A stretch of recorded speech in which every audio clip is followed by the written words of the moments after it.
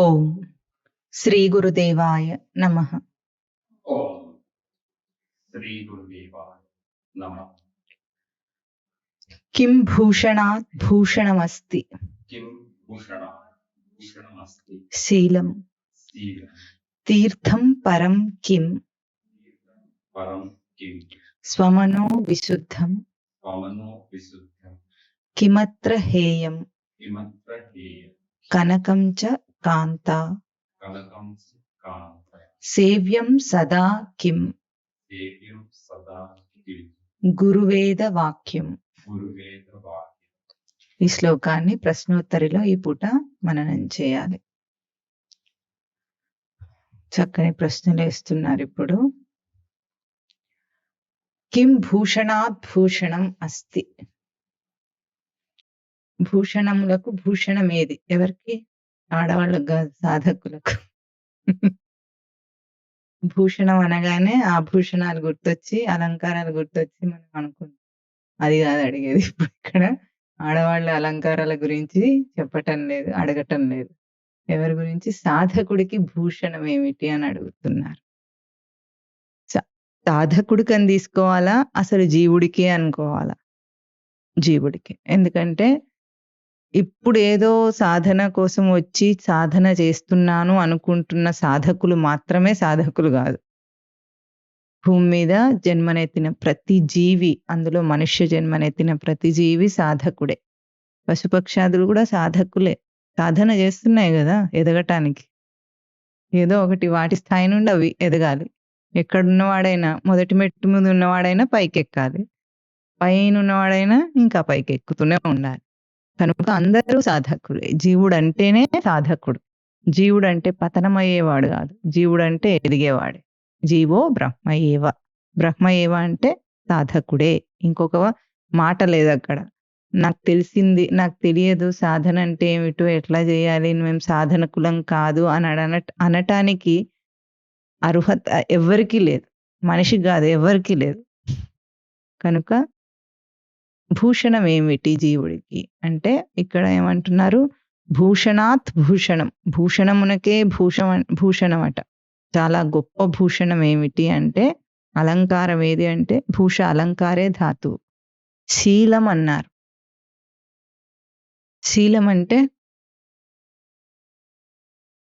నడవడిక. మామూలు భాషలో అయితే ధాతువు అర్థం కాదు, కానీ నడవడికని శీలం అంటారు. మనిషి యొక్క నడవడిక అన్నిటికంటే గొప్ప శీలం అట. మనకు ఒక మంచి పద్యం ఉంది మన ప్రార్థనా శ్లోకాల దాంట్లో.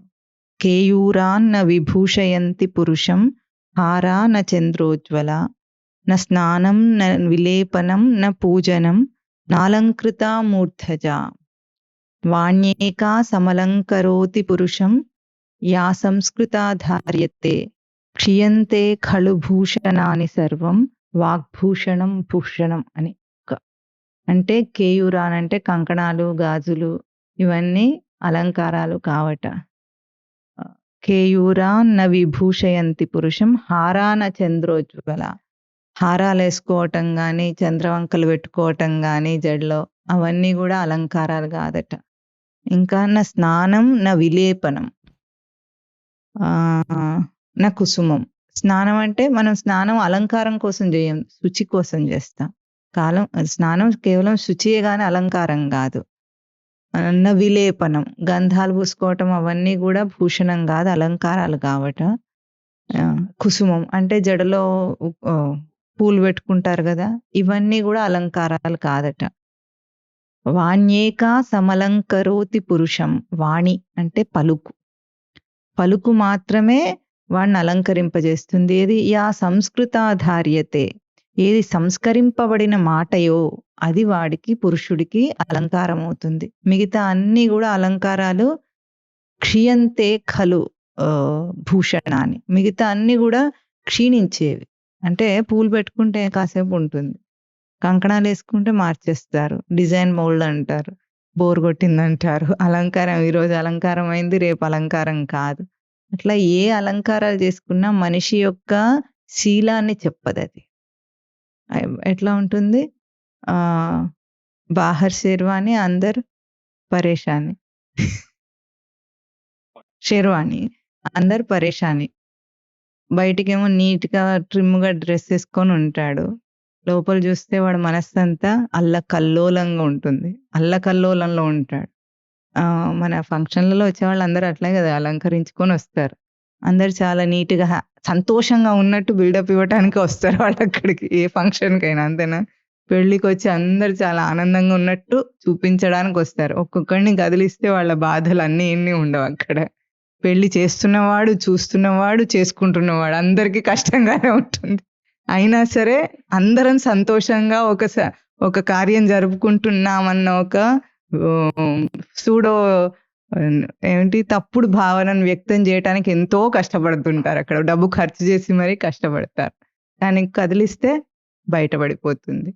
అట్లాగే ఇంకా మనస్సు ఎట్లా ఉన్నా సరే పైకి ట్రిమ్‌గా ఉంటారు. వీడికి ఇదైతే చాలా ఎప్పుడు తెలిసిందంటే చైనా వాళ్ళని చూస్తే తెలిసింది. చూడటానికి బొమ్మల్లాగా నీట్‌గా లిప్‌స్టిక్‌లు పెట్టుకొని అసలు బొమ్మలాగానే ఉంటారు వాళ్ళు. మనుషుల్లాగా ఉండరు.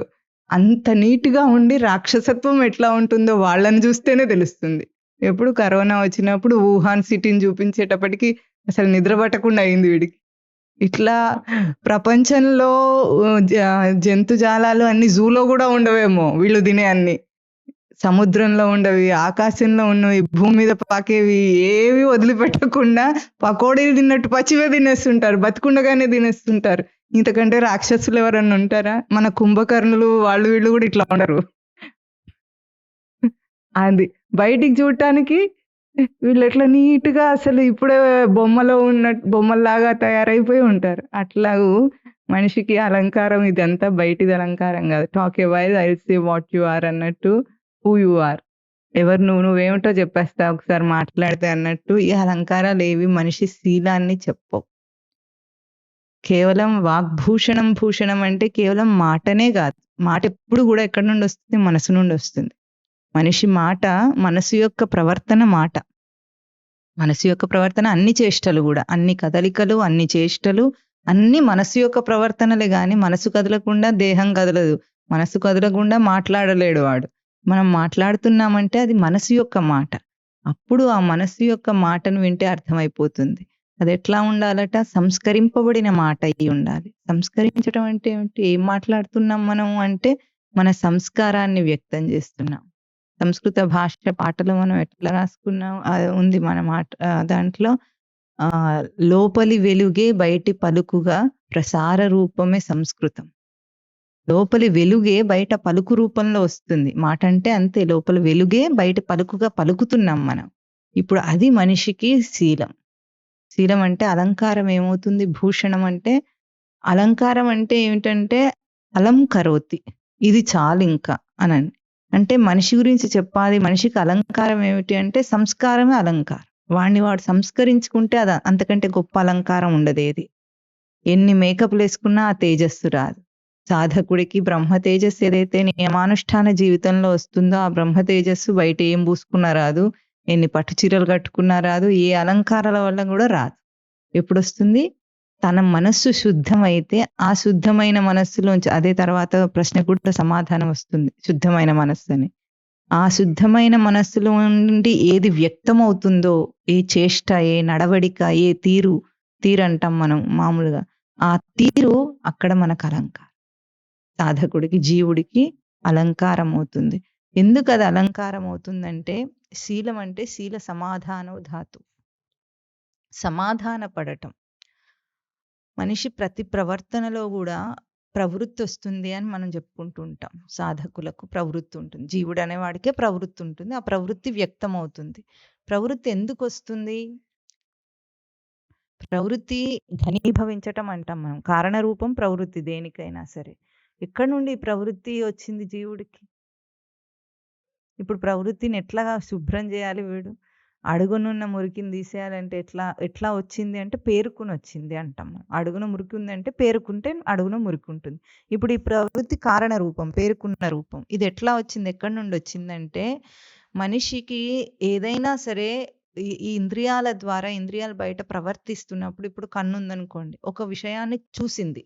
చూసిన వెంటనే ఆసక్తి కలుగుతుంది. ధ్యాయతో విషయాన్ పుంసః తేషు ఉపజాయతే. అంటే దాని యందు సాంగత్యం ఏర్పడుతుంది. సంగం అంటే ఆసక్తి. ఆసక్తి సంగాత్ సంజాయతే కామః. ఆసక్తి ఎప్పుడైతే దాని మీద మొదలయ్యిందో దాని వెంటనే కోరిక పుడుతుంది దాని మీద. ఆ కోరిక ఏమవుతుంది? కామాత్ క్రోధో అభిజాయతే. అక్కడ కోరిక తీరకపోతే కోపం అన్నారు. ఇక్కడ మామూలుగానే ఒకవేళ తీరినా తీరకపోయినా సరే మనకు ఏదైనా కోరిక తీరిందనుకున్నా తీరలేదనుకున్నా అది ఎప్పుడవుతుందంటే మనం దానికి ఎప్పుడు తగులుకుంటామో ఆ తగులుకున్నది ఒక్కసారి దాన్ని వైపు వెళ్ళామంటే ఆసక్తి పెరుగుతుంది. పెరిగిన ఆసక్తి మళ్ళీ కోరికను తీవ్రం చేస్తుంది. తీవ్రమైన కోరిక మళ్ళీ ఆసక్తిని పెంచుతుంది. ఆసక్తి తీవ్రం చేస్తుంది. ఈ రెండు ఇంకా అల్లుకున్నట్టుగా అల్లుకొని ఇది ఘనీభవించి ప్రవృత్తి అవుతుంది. ఆ ప్రవృత్తి అయిపోయినప్పుడు దాన్ని ఇంకా నిగ్రహించలేడు. అంటే ఇప్పుడు ఏదైనా కలుపు పెరుగుతుంది అనుకోండి, అప్పుడే వచ్చింది మనం ఇట్లా తీస్తే వేర్ల నుండి వచ్చేస్తుంది అది. అదే కొన్నాళ్ళు ఆగామంటే చాలా అది పెద్దదైందంటే కెలిగినా రాదు అది.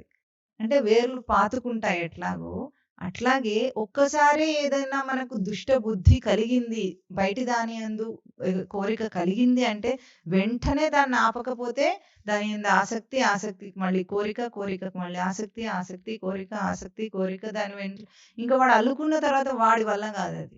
ఎంత గట్టిగా ఉంటుందంటే ఇక్కడ పిచ్చిగడ్డి దుండుగడ్డి పెరుగుతుంది చూసారా, 2 అడుగులు లోతు దాని వేరు ఉంటుందట. మనం పైన తీస్తే అది పోదు.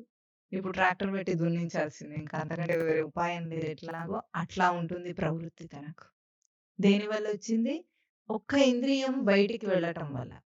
కన్ను, చెవి, ఏదైనా సరే మనిషి బయటి దృష్టితో దేని యందు ఆసక్తి కలిగించిన ఒకసారట ఒక ఆవిడ ఇట్లాగే యూట్యూబ్ చూస్తోంది. యూట్యూబ్లో వీడియోలు చూస్తూ ఉంటే దేనికోసం చూస్తుంది? ఏదో వేరే విషయం కోసం చూస్తుంది. వాడు ఉంటాడు కదా ఫీడ్లో మనకేదో ఇస్తూ ఉంటాడు. అప్పుడప్పుడు ఎప్పుడైనా వంటలు చూసామనుకోండి, అప్పుడు ఒక మెషిన్ చూసిందట. ఏమిటది? 10 నిమిషాల్లో 50 కేజీల బంగాళదుంపలు తరిగేస్తుంది ఆ మెషిన్. ఇప్పుడు అవి కూడా ఎట్లా ఉంటే అన్ని ఒకే సైజులో తరిగేస్తుంది. 10 నిమిషాల్లో తరిగేస్తుంది. ఇప్పుడు తనకేమైంది అది చూడగానే? ఓహో, ఇదేదో బాగుంది అనిపించింది. వాళ్ళ ఇంట్లో ఉండేది 2 పిల్లలందరూ అమెరికాకి వెళ్ళిపోగా మిగిలింది 2. ఆ 2కి ఇప్పుడు 50 కిలోల బంగాళదుంపల మిషన్ అక్కర్లేదు. కానీ దాని మీద చూడగానే దాని మీద ఆసక్తి కలిగింది. ఇప్పుడు కొనేసుకుంది. కొనేసుకోవడంలో వాడేం చేస్తాడంటే అక్కడ అది 21,000 అని రాస్తాడు. అమ్మో ఇంత మనకు వదిలే అనుకుంటుంది. వెంటనే కింద ఏం రాస్తాడు? ఇప్పుడే ఆర్డర్ చేస్తే 2100 అంటాడు వాడు. 2100 అనగానే ఇదేదో బాగుంది, చీప్ గా వస్తుంది. మనకు అవసరమా? మనం తినేది 2 బంగాళాదుంపలు ఇప్పుడు. అయినా సరే 2100కే కదా వచ్చేదని కొనేసుకుంది. కొన్న తర్వాత ఇంకేం చేస్తుంది? అన్ని బంగాళాదుంపలతో ఇప్పుడు ఏం చేసుకుంటుంది ఇప్పుడు? అందుకని ఏం చేసింది? అప్పుడు ఒక కిట్టి పార్టీ పెడదాం అనుకుంది. కిట్టి పార్టీ పెడితే అప్పుడు బంగాళాదుంపల మిషన్‌కి పనొస్తుంది కాబట్టి పెట్టింది. పెట్టి దాంట్లో బంగాళాదుంపలన్నీ తరిగి అందరికి వడ్డించి అంతా చేసింది. ఎవరు దాన్ని పట్టించుకోవట్లేదు. బంగాళాదుంప కూరలో అన్ని ముక్కలు ఒకే సైజులో ఉన్నాయని ఎవరికీ తెలియక అందరూ ఇగ్నోర్ చేస్తుంటే పాపం తట్టుకోలేక ఏం చేసింది? వంటలు ఎట్లా ఉన్నాయని అడిగింది. అన్ని వంటల గురించి చెప్తున్నారు కానీ బంగాళాదుంప కూర గురించి ఎవరు చెప్పట్లేదు, మాట్లాడట్లేదు. అప్పుడు ఏం చేసింది? ఇంకా ఉండబట్టలేక బంగాళాదుంప కూర ఎట్లా ఉందంటే చాలా బాగుందన్నది. చాలా బాగుందంటే కూర చూసారా మీరు? అన్ని ముక్కలు ఒకే సైజులో ఉన్నాయని చెప్పుకోవాల్సి వచ్చింది. ఏం చేస్తారు? అంతా కూడా చూస్తాడు, నోట్లో వేసుకొని నమిలేస్తారు కానీ. చెప్పింది. చెప్తే అయితే ఆవిడేమన్నది? వాళ్ళ స్నేహితురాలు, అవునవును ఒకే సైజులో ఉన్నాయి, మా ఇంట్లో వంట మనిషి కూడా ఇట్లాగే జరుగుతుందన్నది. పాపం 2100 పెట్టి ఎంతో కష్టపడి మిషన్ కొనుక్కొని అవసరం లేకపోయినా అందులో 50 బంగాళాదుంపలన్నిటిని 50 కేజీలో 50 వేసి ఇప్పుడు వాటిని కూర చేసి వీళ్ళందరినీ పిలిస్తే ఇంత మిషన్‌ని పొగడకుండా వాళ్ళేమన్నారు? మా వంట మనిషి ఇట్లాగే జరుగుతుంది అనేసారు తుస్సున. అప్పుడేమైంది? ఈ కేవలం యూట్యూబ్‌లో వీడియోలు ఇట్లా అన్న పాపానికి ఇంత సంసారం వెనకొచ్చింది. ఇప్పుడేమవుతుంది? ఇది ఒక ప్రవృత్తిగా ఏర్పడుతుంది. ఆ ప్రవృత్తిని మాత్రం కదిలించలేం మనం. మనం అలవాట్లంటే ఇవే. ఎట్లా వచ్చినాయి? అలవాట్లు ఎట్లా పోతాయంటే నువ్వు కష్టపడితే గాని ఇప్పుడు అవి పోవు. ఇది ప్రవృత్తి. ఈ ప్రవృత్తికి ఎదురు శీలం, ప్రవర్తన. పరివర్తన చెందిన ప్రవర్తన. అంటే మారిన ప్రవర్తన. అది సంపాదించాల్సొస్తుంది జీవుడికి. ఎందుకంటే 84 లక్షల జీవరాశుల గర్భాలన్నిట్లో మనిషి జన్మతో సహా ఇదివరకు గడిచిన అన్ని మనిషి జన్మలతో సహా అన్నిట్లో ఏం చేశాడు? బయట విషయం మీదికి పరిగెత్తటం అనేది అలవాటు చేసుకున్నాడు. ఆ అలవాటు ఉంది కాబట్టి ఎందుకంటే లోపలికి చూడటం వీడికి చాలా చాలా కష్టమైన పని. బయట ఎంత చేయమన్నా చేస్తాడు గానీ, లోపల తొంగి చూడాలంటే కష్టం. ఎందుకు కష్టం అంటే మనిషి ఇప్పుడు అడవి ఉందనుకోండి. అడవి ఎట్లా ఉంటుంది? అడవిలో కూడా చెట్లే ఉంటాయి. తోటలో కూడా చెట్లే ఉంటాయి. కానీ మనకు అడవికెళ్ళాలంటే భయమేస్తుంది. ఎందుకు? అడవికి భయపడతాం గదా! అడవిలో మృగాలుంటాయి, పాములుంటాయి, తేళ్లుంటాయి, ఏదన్నా ఉండొచ్చు. ఎటు అయినా మనం తప్పిపోతాం. అడవికెళ్ళాలంటే భయమేస్తుంది. కానీ అదే తోటకెళ్ళాలంటే మనకెంతో ఆనందంగా ఉంటుంది. తోటకి, అడవికి ఏంటి తేడా? మొక్కలే గదా ఉన్నాయి అక్కడ ఇక్కడ. అంతా వెజిటేషనే గదా! గ్రీనరీ, వెజిటేషనే ఉంది అక్కడ ఇక్కడ. కానీ తోటేమో ఆర్గనైజ్డ్‌గా ఉంది. మనం ఎంచుకొని మనకు కావాల్సిన క్రమ పద్ధతిలో వాటిని ఏర్పాటు చేసుకుంటే దాన్ని తోటన్నాం. అది ఆహ్లాదాన్ని కలిగిస్తుంది. అడవి దానికవే ఏవి గావాలంటే అవి పెరుగుతాయి. ఎట్లా పడితే అట్లా ఎండిపోతాయి, రాలిపోతాయి. ఇష్టం వచ్చినట్టు ఒక ఆర్గనైజేషన్ లేకుండా ఉంటుంది. మనస్సు గూడా అంతే. నీ మనస్సు తోటలాగా ఉందా? అడవిలాగా ఉందా? అడవిలాగా ఉన్నవాడి మనస్సులో అట్లా ఉన్నవాడు మాత్రమే వాడు లోపల వాడు చూసుకోడు. తోటలాగా ఉంటే ఎవడికైనా లోపలికెళ్ళాలనిపించదు. సేద తీరాలి, ఆహ్లాదంగా ఉంటుంది, సేద తీరాలనుకుంటాడు. కాసేపు తనలో తాను ఉందామని అనుకుంటాడు. అట్లాంటి మనస్సున్నవాడు తనలో తాను ఉండగలుగుతాడు. తోటలో రెస్ట్ తీసుకున్నట్టు, హాయిగా ఉన్నట్టు. అడవిలాగా ఉన్నవాడు అసలు తొంగి గూడా చూడడు. ఎప్పుడు బయటే ఆలోచిస్తాడు. ఇంకా వాడు ఒక క్షణం గూడా విషయం లేకుండా బ్రతకలేడు. విషయం ఎందుకు వదిలేస్తారు మహాత్ములు, సాధువులు, సన్యాసులు అంటే వాళ్ళ మనస్సే అంత ఆహ్లాదకరంగా ఉంది. బయటెందుకెళ్తారు ఇంకా? అది ధ్యానం అంటే. ధ్యానంలో అందరికీ ఎందుకు నిలకడ ఉండదు, నిలవలేరంటే లోపల అడవుంది. మరేం చేస్తాడు? ఎన్ని క్రూర మృగాలున్నాయో, ఎన్ని విష సర్పాలున్నాయో, ఎంతుందో అందులో తప్పిపోయేలాగుందది. అంతర్ముఖుడు కావాలంటే కమ్మంటే ఎట్లవుతాడు పాపం వాడు? కాలేడు. అప్పుడేం జేయాలంటే బయట ప్రవర్తనని సర్దుకో నువ్వు. అప్పుడు నీ మనస్సు సర్దుకోబడుతుంది. ఇప్పుడు మనస్సుని ఆర్గనైజ్ ఎట్లా చేస్తాం? తోటనుకోండి. ఆర్గనైజ్ ఎట్లా చేసుకోవాలో మనకు తెలుసు. తోట ఎట్లా పెంచుకోవాలో బయట భూమి కనిపిస్తుంది, మొక్కలున్నాయి, మన దగ్గర అన్ని పరికరాలున్నాయి. కానీ లోపల మనస్సుని ఎట్లా సర్దుతాం ఇప్పుడట్లా? అడవిలాగా ఉన్నదాన్ని అంటే ప్రవర్తన. ఏ కరచరణాలతో నువ్వు ప్రవర్తిస్తున్నావో ఆ కరచరణాలన్నిటినీ కూడా సర్దు. సమాధానపరుచుకో. అది శీలం. అంటే ఒక్కొక్క ఇంద్రియాన్ని శుద్ధి జేయటం. ఒక్కొక్క ఇంద్రియాన్ని శుద్ధి జేస్తే లోపల మనస్సంతా శుద్ధమవుతుంది. లోపల మనస్సే బయట ఇంద్రియ రూపంలో వ్యక్తమవుతుంది. వేరే ఏది గాదు. ఒక్కొక్క ఇంద్రియాన్ని ఇందాక మనం చెప్పుకున్నాం వాగ్భూషణం, భూషణం అంటే ఒక మాట మాట్లాడితే మనిషికి కత్తితో, కొడవలితో నరికినట్టు ఉండకుండా అదే మాట సాఫ్ట్‌గా చెప్పొచ్చు. తిట్టినప్పుడు గూడా. తిట్టు గూడా నెమ్మదిగా తిట్టొచ్చు. వాడు మారేటట్టు. అదే నువ్వు మంచి మాట చెప్పినా నువ్వు కొడవలి తీసుకొని ప్రయోగం చేస్తే ఎట్లా ఉంటుందో అట్లా ఉంటుంది మాట. ఆ మాట చాలా అపాయకరం. ఎవరికి? మాట పడ్డవాడికి గాదు, అన్నవాడికి. అన్నవాడికి అపాయకరం అది. ఎందుకంటే వాడి ఇంద్రియమే వాడిని ముంచేయబోతుందక్కడ. ఎందుకు? వాడి లోపల ఉన్న వేగాన్ని నియంత్రించకుండా చెప్పాడు. ఇప్పుడు పిల్లల్ని తిట్టాలి. మనం తిట్టకుండా అసలు సాగదు, తిట్టాలి గూడా. ఎందుకు? తప్పు చేస్తున్నారు కాబట్టి తప్పును సవరించాలి. సవరించటం అనేది తల్లిదండ్రులకు, గురువులకు తప్పని పని. ఎందుకంటే వాళ్ళ పనే అది. ఇంక వాళ్ళెందుకున్నది? సవరించటానికే. అయితే ఎట్లా ఉంటుంది? సవరించేటప్పుడు ఆ లోపల ఉన్న వేగము మన కోపాన్ని వ్యక్తం చేస్తుందా? వాడి సవరణను కోరుతుందా? మన నిలకడలేనితనాన్ని వ్యక్తం చేస్తుందా? వాళ్ళలో మార్పుని తీసుకురావాలని ప్రయత్నం చేస్తున్నామా? ఇది మనకు కావాలి. మన అసహనాన్ని వ్యక్తం చేస్తుందా? వాళ్ళలో పరివర్తనను మనం కోరుతున్నామా? ఈ అంశం మనం ఆలోచిస్తే అసహనము, కోపము, చికాకు మనకుంటే అదే సవరణ వాడి మీద సవరణ మన కోపంలాగా వస్తుంది. అది మనకే అశాంతినిస్తుంది. గురువైనా సరే, తల్లిదండ్రైనా సరే ఇద్దరూ సంసారంలో తల్లిదండ్రి ఎట్లాగో ఆధ్యాత్మికతలో గురువు అట్లాగే. సవరణ కోసం ఉన్నది. ఇప్పుడు మనం ఎట్లా ఉండాలి? వాడి సవరణ మనకు ముఖ్యం. మనకేం చికాకు లేదు వాడి ప్రవర్తన వల్ల. అనే ఆ నిలకడ సమాధాన స్థితిలో మన మనస్సుంటే వాడికి ఆ మాట చెప్తాం గానీ మనం చలించమక్కడ. మనం చలించనప్పుడు వాడికి సరిగ్గా అందుతుందది. మనం చలించిపోయి చెప్పిన మాట అందుకే కోపంలో అరిస్తే ఎవరు వినరు. వింటారా ఎప్పుడన్నా? భయపడతాడు. భయపడతాడు గానీ వాడిలో మార్పేం రాదు. భయంతో చేస్తాడు ఆ పని. భయం కాదు మనకు కావాల్సింది, భయపెట్టడం కాదు. మనకు కావాల్సింది పరివర్తన. ఇప్పుడు అక్కడ మారుస్తున్నామా? ఇక్కడ నిలకడని నిలుపుకున్నామా? అక్కడేం మనం మార్చటం లేదు. వాడు మారితే మారతాడు. లేకపోతే కూడా మారకపోవచ్చు గూడా. అయినా మన అలజడిని మనం అంటే మనకేదైతే బయట అంటే అస్తవ్యస్తం వల్ల ఒక చికాకు కలిగిందో, ఆ చికాకుని ఆపి, ఆ అస్తవ్యస్తం నా అస్తవ్యస్తం గాదు. అది బయట విషయాత్మకం. నేను అస్తవ్యస్తంగా లేను. అసహనంగా లేను. నాకు కోపం రాదు. అప్పుడు నేనెట్లా చెప్తాను ఆ మాట? నా స్థిర స్వరూపంతో దాన్ని మార్చే ప్రయత్నం చేస్తాను. అందుకే గురువు నటిస్తారు కోపాన్ని. కోపం ఉండదు వాడికి. తల్లిదండ్రి నటిస్తున్నారా? జీవిస్తున్నారా?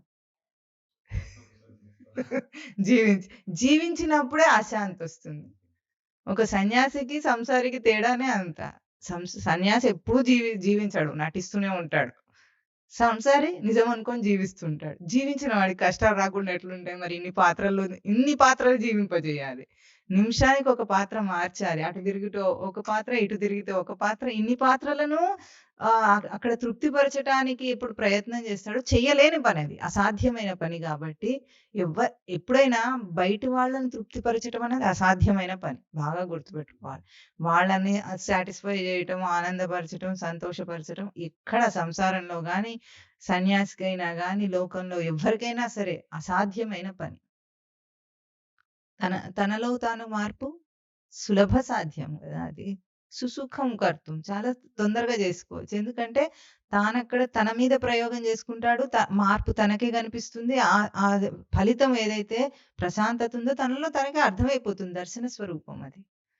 బయట వ్యక్తి మారాడో లేదో అని మనకెట్లా తెలుస్తుంది? తెలియదసలు. అసాధ్యం అది. కనుక శీలమును మార్చుకుంటే అది భూషణమవుతుంది. నీ ప్రతి ప్రవర్తనలో నియంత్రించింది రావాలి. నియంత్రణతో రావాలి ఆ ప్రవర్తన. ఆ నియంత్రణతో ఎప్పుడొస్తుంది? గాం గచ్చతీతి గంగా మన శివరాత్రికి చెప్పుకున్నాం. శివుడు ఏం చేశాడు? గంగను నియంత్రించి భూమి మీదకి వదిలాడు. ఆ నియంత్రణ కావాలి మనిషికి. శివస్వరూపం శామ్యతి. సమాధానపడి తాను సమాధానపడిన స్థితిలో ఉంటే అది తన మొహంలో వ్యక్తమై అది తనకు భూషణమవుతుంది. శీలమే సమాధానం. సత్శీలం అంటాం మనం దాన్ని. సత్శీలం అంటే సత్ప్రవర్తన. సత్ప్రవర్తన అంటే లోకంలో చేసే మంచి ప్రవర్తనలని అర్థం కాదు. సత్స్వరూపాన్ని నిలుపుకున్న ప్రవర్తన సత్స్వరూపం, సత్శీలం. ఇది సాధకుడికి భూషణం అవుతుంది. సాధకుడైన తర్వాత చికాకు మొహం ఉండకూడదు వాడికి. సంసారికి ఉండాల్సిన మొహం సాధకుడికి ఉంటే ఎట్లా? సాధకుడు అంటేనే సమాధాన పడుతున్నవాడు వాడు. సమాధాన పడటాన్ని సాధన చేస్తున్నవాడు. ఏం సమాధాన పడతాడు? లోకంతో గాదు, విషయంతో గాదు, రాజీ పడటు. సమాధానం అంటే రాజీ పడటం గాదు. ఏదో ఒకటి సమాధాన పరుచుకోండి అంటే రాజీ పడటం గాదు. రాజీ పడటం ఎక్కడుంటుంది? లోకంలో మనం ఎవరిని మార్చలేక మనం ఏం చేస్తాం? భార్యాభర్తలు రాజీ పడే కదా బతుకుతుంటారు. కాంప్రమైజ్. అంతా కాంప్రమైజే. ఒకటన్నా సమాధాన పడి ఉంటుందా? పిల్లలుంటారా? పోనీ మన పిల్లలే. భార్య అంటే బయట నుండి వచ్చింది. పిల్లలు మనకే పుట్టారు. అయినా సమాధాన పడే సమస్య లేదక్కడ. అటువంటి ప్రశ్నే రాదు. ఇంకెవరన్నా ఉంటారా పోనీ? తల్లిదండ్రులు? ఇంక పక్కింటి వాళ్ళు? అస్సలే సమాధాన పడరు. మీ ఇంటి కొమ్మ మా ఇంటి మీద వాలిందంటారు వాళ్ళు. వాళ్ళ చెట్టు నుండి వచ్చే ఆక్సిజన్ అయితే తీసుకుంటాడు. అది తీసుకుంటాడు, గాలి తీసుకుంటాడు, అన్నీ తీసుకుంటాడు. కానీ అందులో నుంచి ఆకు మాత్రం నా దాంట్లో రాలుతుంది కాబట్టి ఆ కొమ్మ నరికే అంటాడు. అసలే సమాధాన పడడు వాడు. పక్కింటి వాడు. ఎవడు సమాధాన పడతాడు లోకంలో? ఎవ్వరు పడరు. ఎవ్వరితో పడరు. అది జరిగేది కాదు. అదంతా రాజీ. పరస్పరం కాంప్రమైజ్. పరస్పరం భావయంతః కాదు. పరస్పరం కాంప్రమైజ్ అంతః. జీవితం అంతా కాంప్రమైజ్. కానీ సాధకుడు కాంప్రమైజ్ అవ్వట్లేదు స్థితిగతులతో. సమాధాన పడుతున్నాడు. ఏం సమాధాన పడటం అంటే యాక్సెప్టెన్స్ మనకు కావాల్సింది. ఎందుకంటే బయట ఏది కనిపిస్తున్నా సరే అది మన మనస్సు యొక్క రిఫ్లెక్షన్ అని బాగా తెలుసుకొని ఉండాలి. అది అస్తవ్యస్తంగా ఉన్నా మన మనస్సు యొక్క రిఫ్లెక్షనే. సమాధాన పడున్నా మన మనస్సు యొక్క రిఫ్లెక్షనే. సమస్యగా ఉన్నా మన మనస్సే. ఎట్లా ఉన్నా సరే అది మన మనస్సే. సృష్టి బయట లేదు, సృష్టి లోపల ఉంది. దాన్ని చూస్తాడు వాడు. ఇప్పుడు సమాధాన పరుచుకోవటానికి వాడు ఏ ప్రయత్నం చేస్తాడు. ఎట్లా చేస్తాడు? ఇందాక చెప్పుకున్నట్టు లోపల మనసును సర్దటానికి రాదు కాబట్టి బయట ప్రవర్తనను సర్దుకుంటాడు. బయట ప్రవర్తన ఎప్పుడు సర్దబడిందో లోపల మనసు క్లీన్ అయిందనే అర్థం. అందుకే ఇంటిని చూసి ఇల్లాల్ని చూడాలి. మన పరిసరాలు ఎట్లా ఉన్నాయో చూస్తే మన లోపల స్థితిగతులు అర్థమైపోతాయి. మన వస్తువు ఎట్లా ఉందో చూస్తే మనం ఏమిటో అర్థమవుతుంది. దాన్నే మనం ప్రవృత్తి తెలుస్తుంది అంటాం. ఇక్కడ భాషలో శీలం అంటున్నారు దాన్ని. ప్రవృత్తికి వ్యతిరేక పదం శీలం. ఇక్కడ ప్రవృత్తి అంటేనేమో అస్తవ్యస్తమైన కారణ రూపం. సమాధానమేమో సమాధాన పడ్డ స్థితి తన సవ్యమైన కారణ స్వరూపం నుండి వస్తుంది. అంటే గుణాతీతంగా ఉంటుంది అని అర్థం. ఆ గుణాతీతమే ఎప్పుడైనా జీవుడికి అలంకారం అవుతుంది. అంటే అలం కరోతి. భూషణం అంటే భూష అలంకారే ధాతు. అలం కరోతి. ఇంకా అయిపోయింది వాడికి, ఇంక చేయాల్సిందేం లేదు. తనలో తాను సమాధాన పడ్డవాడు ఇంకా బయట ఏమి లేదు చేయవలసింది. అది భూషణం తనకు. ఆ తేజస్సునే బ్రహ్మవర్చస్సు అంటారు. బ్రహ్మవర్చస్సు అంటే సాధకుడికి తన సాధనలో ప్రశాంతత మొహం మీద తెలిసిపోతుంది. ఆ మొహం మీద ఉన్న ప్రశాంతతే బ్రహ్మవర్చస్సు. అనుష్ఠానంలో అది వచ్చేస్తుంది. నియమాచరణ అంటేనే తోట లాంటిది. నియమాచరణ ఉన్న జీవితం అంటే తోట, గార్డెన్ లాంటిది. లేని జీవితం అంటే అడవి లాంటిది. ప్రపంచం అంతా అడవి లాంటిదే. ఎక్కడ మనం ఆర్గనైజ్డ్ గా జీవిస్తున్నామో తోటను పెంచుకుంటున్నట్టు లెక్క. తోటకు ఎన్ని ప్రయాసాలు పడతాం మనం, కంచె కట్టుకుంటాము. ఎంతవరకు? కొన్నాళ్ల పాటే. అది బాగా ఎదిగిన తర్వాత మెయింటెనెన్స్ ఉంటుంది కానీ ఇంత జాగ్రత్త అక్కర్లేదు. ఇప్పుడు మనకు తెలియట్లే మొక్కలకి పిల్లి నుండి కూడా రక్షించాల్సి వస్తుంది చివరికి. పిల్లి కూడా ఏం చేయలేకపోతున్నాం మనం. కుక్కల వారి నుండి తప్పించుకుందామంటే పిల్లులు వచ్చినాయి. ఇప్పుడు 1 కాదు 4 వస్తున్నాయి. అంటే ఎన్నిటి నుండి ముందు ఆ మొక్కను రక్షిస్తే ఆ మొక్క పెద్దదైన తర్వాత ఇలాంటి పశుపక్షాదులన్నిటికీ ఆవాసం అవుతుంది. చిన్నప్పుడు ఆ చీమ నుండి కూడా రక్షించాల్సి వస్తుంది. బీజంగా ఉన్నప్పుడు చీమలు పడతాయి దానికి. చీమ నుండి కూడా రక్షించాలి. ఇప్పుడు దాన్ని కంచె కట్టాలి. దాన్ని ఎంతో పోషణ చేస్తే గాని ఆ తర్వాత అది వృక్షం అవుతుంది. వృక్షమైన రోజు ఇంకా దానికి అసలు దేంతో థ్రెట్టే లేదు, దానికి అపాయమే లేదు. ఎట్లాగో అట్లాగే మన మనస్సు కూడా సాధనలో మొదట్లోనే ఉంటుంది ఇదంతా, తర్వాత అంతా ఆహ్లాదంగా ఉంటుంది. తోట పెంచుకున్న వాడికి ఎట్లా ఉంటుందో తోటమాలికి అట్లా ఆహ్లాదాన్ని ఇస్తుంది సాధన జీవితం. ఇది శీల సమాధానం. తర్వాత ప్రశ్న ఏమంటున్నారు? పరం తీర్థం కిం? కుంభమేళ. గొప్ప తీర్థం ఏదంటే కుంభమేళ, ప్రయాగరాజ్. అయిపోయింది, మొన్నటితో అయిపోయింది. ఇంకా తీర్థం అయిపోయింది. మనకి తీర్థాలే వెళ్ళలేవు ఇప్పుడు. ఆ పవిత్రత అంతా పోయింది ఇప్పుడు గంగా నదికి. త్రివేణి సంగమానికి పవిత్రత పోయింది. కుంభమేళ అయిపోతే అయిపోయినట్టేనా? ఎన్ని రోజులు ఉండింది?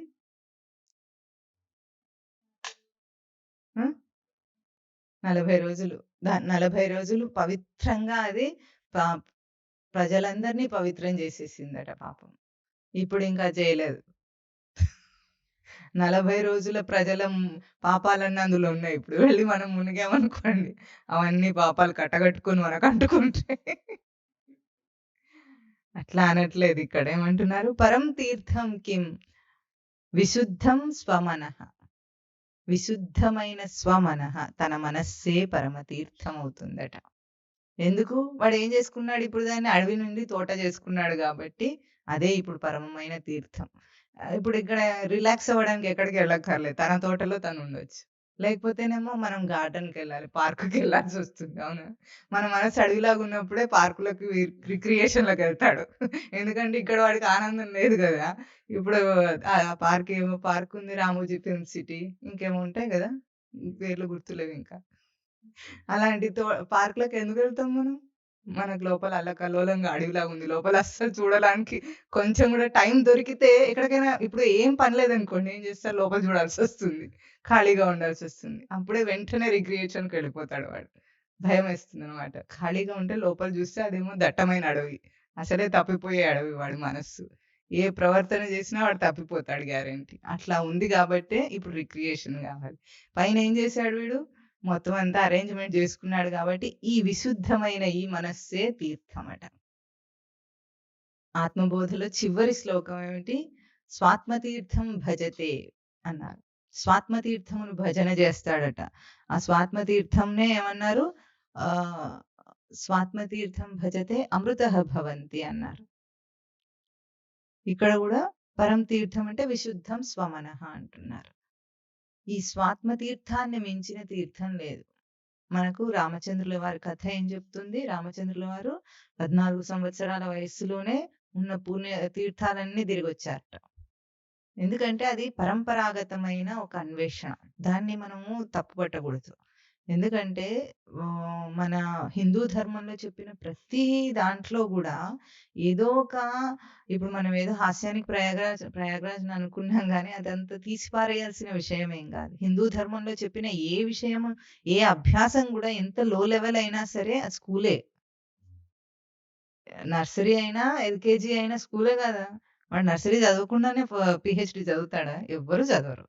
కనుక దాన్ని మనం హేయభావం ఏదో హాస్యానికి చెప్పుకున్నాం గానీ, తీర్థయాత్రలు గాని, పూజలు, వ్రతాలు, నోములు గాని ఇవన్నీ వ్యర్థమని కాదు.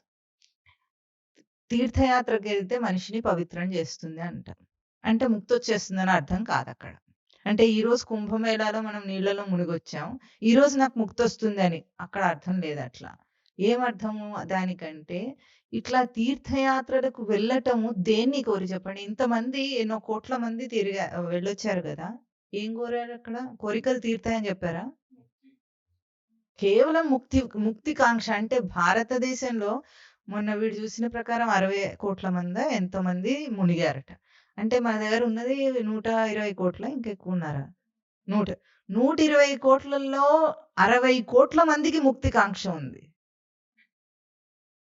ఏమిటో తెలియదు. అదంటే ఏమిటో తెలియదు. ఎట్లా వస్తుందో తెలియదు. ఏమీ తెలియదు. డిఫాల్ట్ భారతదేశీయుల రక్తంలోనే అదుంది. ప్రపంచ దేశాల నుండి గూడా వచ్చుంటారు కొంతమంది. వచ్చినా 10,00,00,000 కంటే ఎక్కువ ఉండరు గ్యారంటీ. మన వాళ్ళే ఉంటారు. అంటే ఆ తీర్థంలో మునిగితే ముక్తి వస్తుంది. అంటే ముక్తికై ఒక కాంక్ష నీకుంది. దానికొక ప్రయత్నం చేయటం అనేది ఎల్‌కేజీ లెవెల్ అయినా సరే వాడు చేశాడు గ్యారంటీ. ఆ పవిత్రత ఏమిస్తుంది వాడికంటే, ఎప్పుడైనా సరే ఏ ముక్తి అన్వేషణలో ఈ చిన్న ప్రయత్నం చేశాడో, ఆ ముక్తి అన్వేషణను నిలుపుతుంది. ఇప్పుడు అదే అంటే వెస్టర్న్ కంట్రీస్‌లో వాళ్ళకి ముక్తులు, గిక్తులు ఏముండవసలు. కాన్సెప్టే లేదు వాళ్ళకి. పునర్జన్మ ఉందో లేదో నాకు తెలీదు గానీ లేదు. లేదు, ముక్తి తెలియదు, వాడికి ఏది తెలియదు. అంటే పశుతుల్యం అది. పశుతుల్యం నుండి ఇదైనా సరే ఆ ప్రయత్నం చేశాడు గదా! మరి రామచంద్రుడి కథ మనకేం చెప్తుంది? అన్ని తీర్థాలలో తిరిగొచ్చి అక్కడ ఏం లేదని తెలుసుకున్నాడు. అది గదా పవిత్రత అంటే మరిప్పుడు. ఏదో ఉంది బయట అని ఊహించుకోకుండా, బయటేమీ లేదు అన్న విచారణకు తీసుకొచ్చింది రామచంద్రుల వారి విచారణ మనం. ఎందుకంటే తిరిగొచ్చాను నేను. అయిపోయింది. ఇప్పుడు ఉదాహరణకు మనము భగవత్ ప్రాప్తి అంటామనుకోండి. ఒకవేళ భగవత్ ప్రాప్తి జరిగిందే అనుకుందాం. ఒకానొక భక్తుడికి భగవంతుడి కోసం చాలా పూజలు చేస్తున్న భక్తుడికి సడెన్‌గా భగవంతుడు ప్రత్యక్షమయ్యాడు. అనుకుందాం భగవత్ ప్రాప్తి. ఇదే భగవత్ ప్రాప్తి అనుకుంటే. అయితే ఏమైందిప్పుడు? ఏం చేస్తాడు? వాట్ నెక్స్ట్ అంటే? ఏం చేస్తాడు? ఈ కాలంలో వాళ్ళైతే సెల్ఫీ తీసుకుంటారు. తర్వాత వాట్ నెక్స్ట్ అంటే దండం పెడతాడు. నిజమైన భక్తుడైతే దండం పెడతాడు. ధ్రువుడేం చేశాడు? నారాయణుడు కనిపిస్తే ఆశ్చర్యచకితుడయ్యాడు. ఆశ్చర్యచకితుడై ఆ కోరికతోనే ధ్రువుడు తపస్సు చేశాడు. కానీ అప్పుడు ఏం అర్థం కాలేదు. పసిపిల్లవాడు పాపం 6 ఏళ్ల పిల్లవాడికి ఏం అర్థమవుతుంది? ఏం అర్థం కాలేదు. కోరాలని కూడా తెలియలేదు. కానీ స్వామి ఏ కోరికతో నువ్వు తపస్సు చేశావో ఆ కోరిక తీరుతుందన్నాడు. ఇంకా ధ్రువుడికి స్వామి ప్రత్యక్షమై వెళ్ళిపోయిన తర్వాత చాలా బాధపడ్డాడు. అదేమిటి నేను శ్రీమన్నారాయణుడు ప్రత్యక్షమైతే ధ్రువ పదవి కోరుకుంటానా ఎక్కడైనా? కావాల్సింది ఆయన గదా! ముక్తి గదా! నాకు గావాల్సింది. వైకుంఠం కోరుకోవాలి గానీ ఎవరైనా ధృవతారగా అయితే మాత్రం నాకేమొచ్చేదుంది అని బాధపడతాడు చాలా. తర్వాత కాలాన తీరింది వేరే విషయం. దాంట్లో నీతి వేరుగా ఉంది గానీ, అంటే భగవత్ ప్రాప్తి ఒకవేళ భౌతికంగా మనం ఊహించుకున్నట్లే జరిగితే గనక ఏం చేస్తాం తర్వాత? మళ్ళీ తర్వాత నా సంసారం, నా ఉద్యోగం, నా పిల్లలు, నా భార్య అన్నాడనుకోండి. అది భగవత్ ప్రాప్తి అంటామా మనం? కాదు. అంటే భౌతికంగా ఊహించుకుంటే అది తీరదు అని చెప్తాయి మనకు తీర్థాలు, జపాలు, తీర్థయాత్రలకు తిరగటము, జపాలు చేయటం, వ్రతాలు చేయటం ఇవన్నీ ఏం నేర్పిస్తాయంటే నువ్వు బయట చేస్తే ఏది రాదనే సంగతి నీకు అర్థమవుతుంది. ఆ అర్థమైన తర్వాత కదా అంతర్ముఖుడైన విచారణకు వస్తాడు వాడు. అప్పటిదాకా బయట ప్రయత్నం చేయాలి. అందుకే బయట తీర్థయాత్రలో విశిష్టత అసలు అయినా అవి తీర్థయాత్రలు ఎందుకైనాయి ఇవన్నీ కూడా అంటే తర్వాత ప్రశ్న.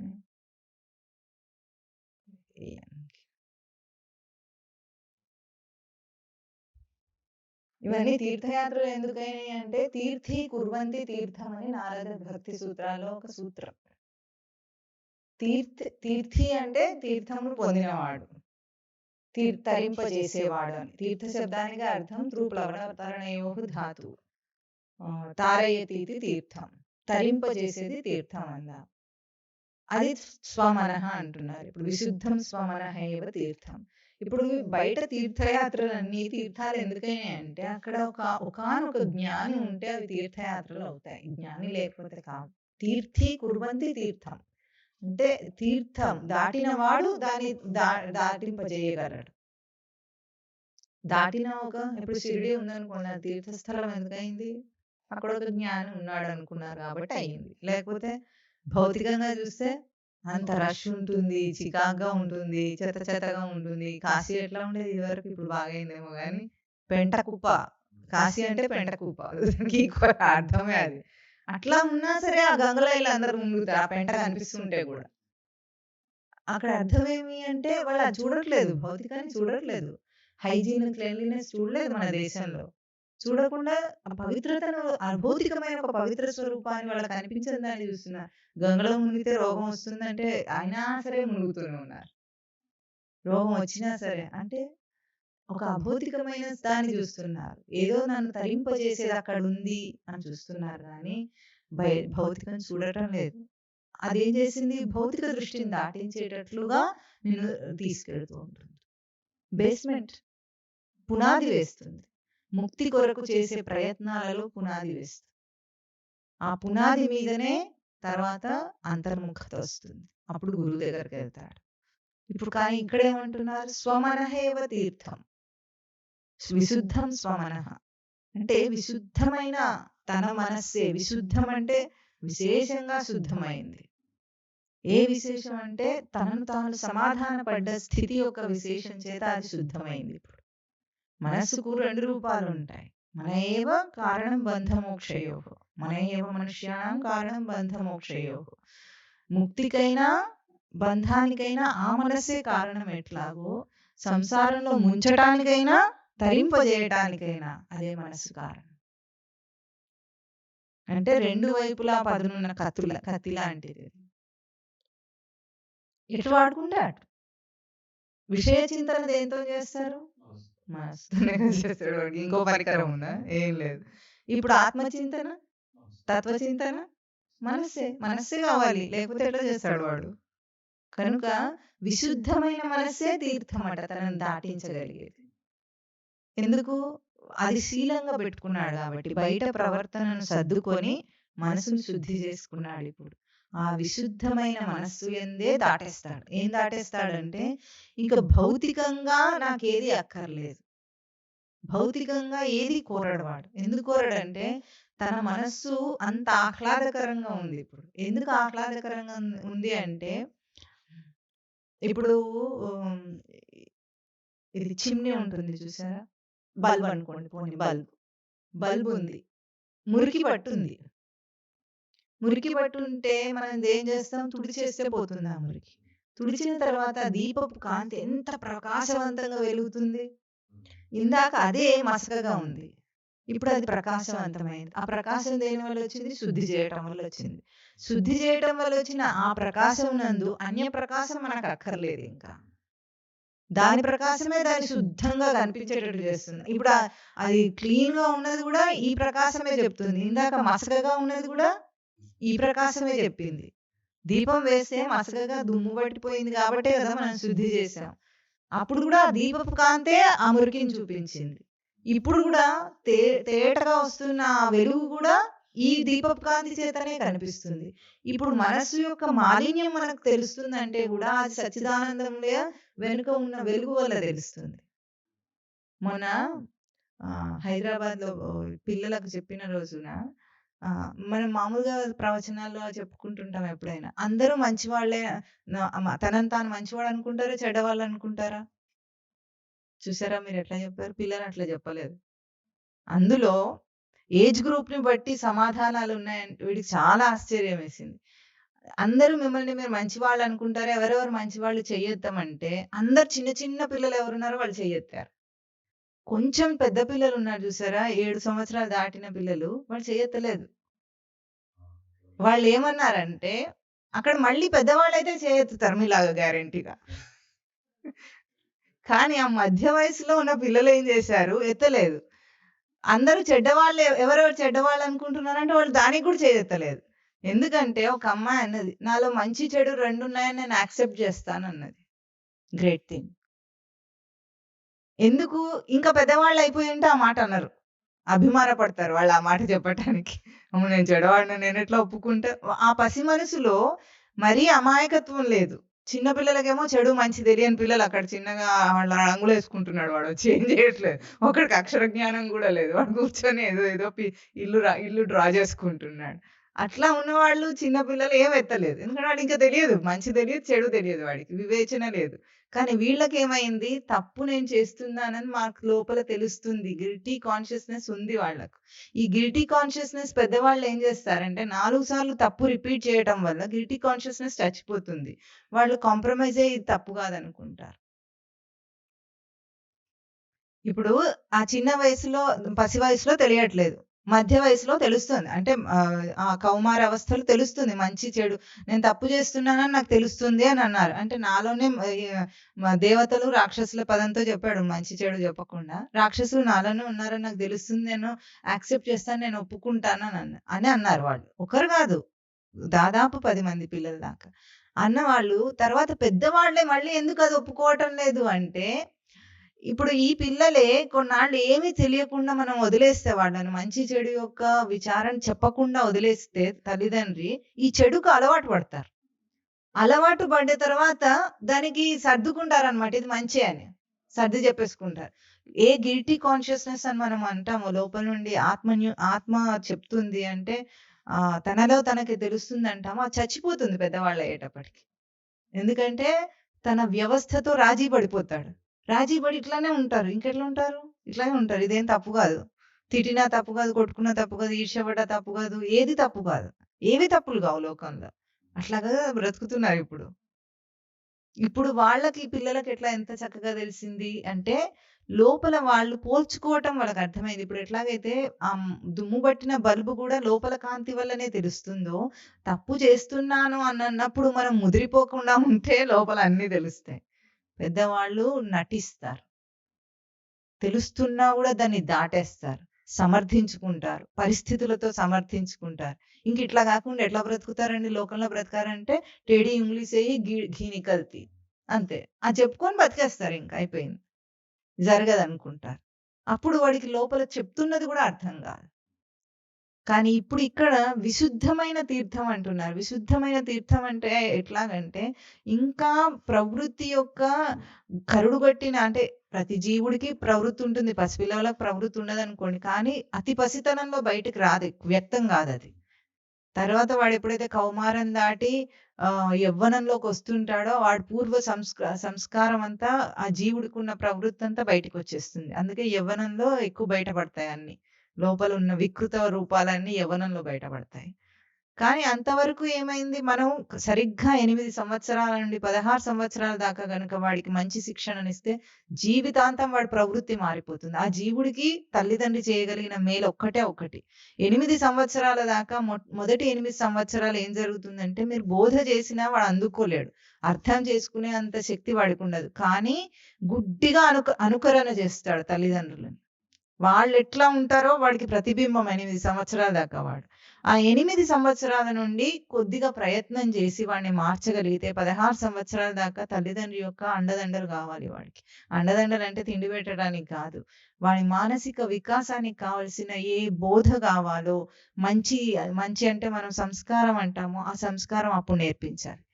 16 సంవత్సరాల తర్వాత వాడు దాంతోనే యవ్వనంలోకి ప్రవేశిస్తాడు కాబట్టి పూర్వ ప్రవృత్తి మారింది వాడికి జీవుడికి. అంటే పూర్వ ప్రవృత్తి ఎప్పుడు మార్చాలి అంటే ఒకటి తల్లి గర్భంలో మార్చాలి తల్లిదండ్రులు. తల్లి మార్చాలి. తండ్రి గూడా ఆ ప్రక్రియ జరిగేటప్పుడే కామవేగం లేకుండా చేయగలిగింది తండ్రి పని. తర్వాత తల్లి గర్భంలో ఉన్నప్పుడు మార్చగలుగుతుంది ప్రవృత్తిని.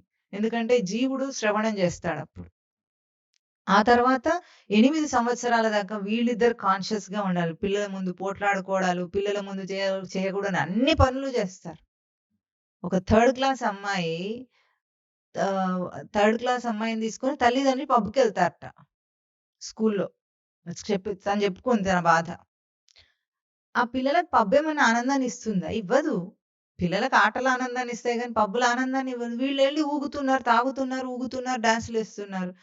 తనేం చేస్తుంది? మనసుకు బాధ కలిగినా కూడా చెప్పుకోలేదు. ఏం చేయలేదు. ఇట్లాంటి కల్చర్ ఉంది ప్రస్తుతం సమాజంలో మనకు.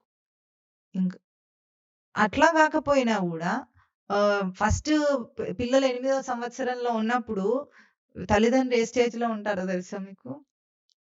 అప్పుడే పెళ్ళయిన తర్వాత కొత్త గదది. అత్తమామలు, ఆడబిడ్డలు వీళ్ళతో పోరాటంలో ఉంటారు. పోరాటంలో ఉండి వీళ్ళిద్దరు పోట్లాడుకుంటూ ఉంటారు. ఇప్పుడు అవి కూడా లేవేమో గానీ ఏదైనా పోట్లాటైతే ఉంటుంది గ్యారంటీగా. ఎందుకంటే మత్తు దిగుతుంది అప్పుడప్పుడే. పెళ్లిలో ఉన్న ప్రేమ అదంతా పోతుంది. పోయి బాధ్యతలొస్తూ ఉంటే మత్తు దిగుతూ ఉంటుంది. ఆ తర్వాత 8వ సంవత్సరంలో ఎప్పుడైతే వీళ్ళ శిక్షణ అవసరమో అప్పుడు తండ్రి ఏం చేస్తాడో తెలుసా? 35 సంవత్సరాలు 35 సంవత్సరాల వయసులో ఉంటాడు. ఇప్పుడు వీళ్ళ భవిష్యత్తు కోసం ఆస్తులు సంపాదిస్తూ ఉంటాడు. బిజీగా ఉంటాడు. ఇప్పుడు ఇద్దరు బిజీగానే ఉంటున్నారు. ఇంతకాలం పోట్లాడుకొని చచ్చారు. ఇప్పుడేమో డబ్బు సంపాదిస్తాడు. ఆ పోట్లాడుకున్నప్పుడు పోట్లాటను అనుకరణ చేస్తున్నారు. పిల్లల మైండ్ అంతా దాంతోనే నిండిపోయి ఉంది. పసిపిల్లలు వాళ్ళు. వాళ్ళకి ఎంత ప్రభావం ఉంటుందో మీరు ఊహించలేరు. అదయిన తర్వాత ఏం చేస్తున్నారు? ఇద్దరు ఈ సంపాదనలో బిజీగా ఉండి వీడికి ఏమో చదువు ఒత్తిడొస్తుంది అప్పుడే. మన సమాజంలో మనం క్రియేట్ చేసిన దాని వల్ల ఒత్తిడొస్తోంది వాడికి. ఒత్తిడిని తట్టుకోలేకపోతున్నాడు వాడు.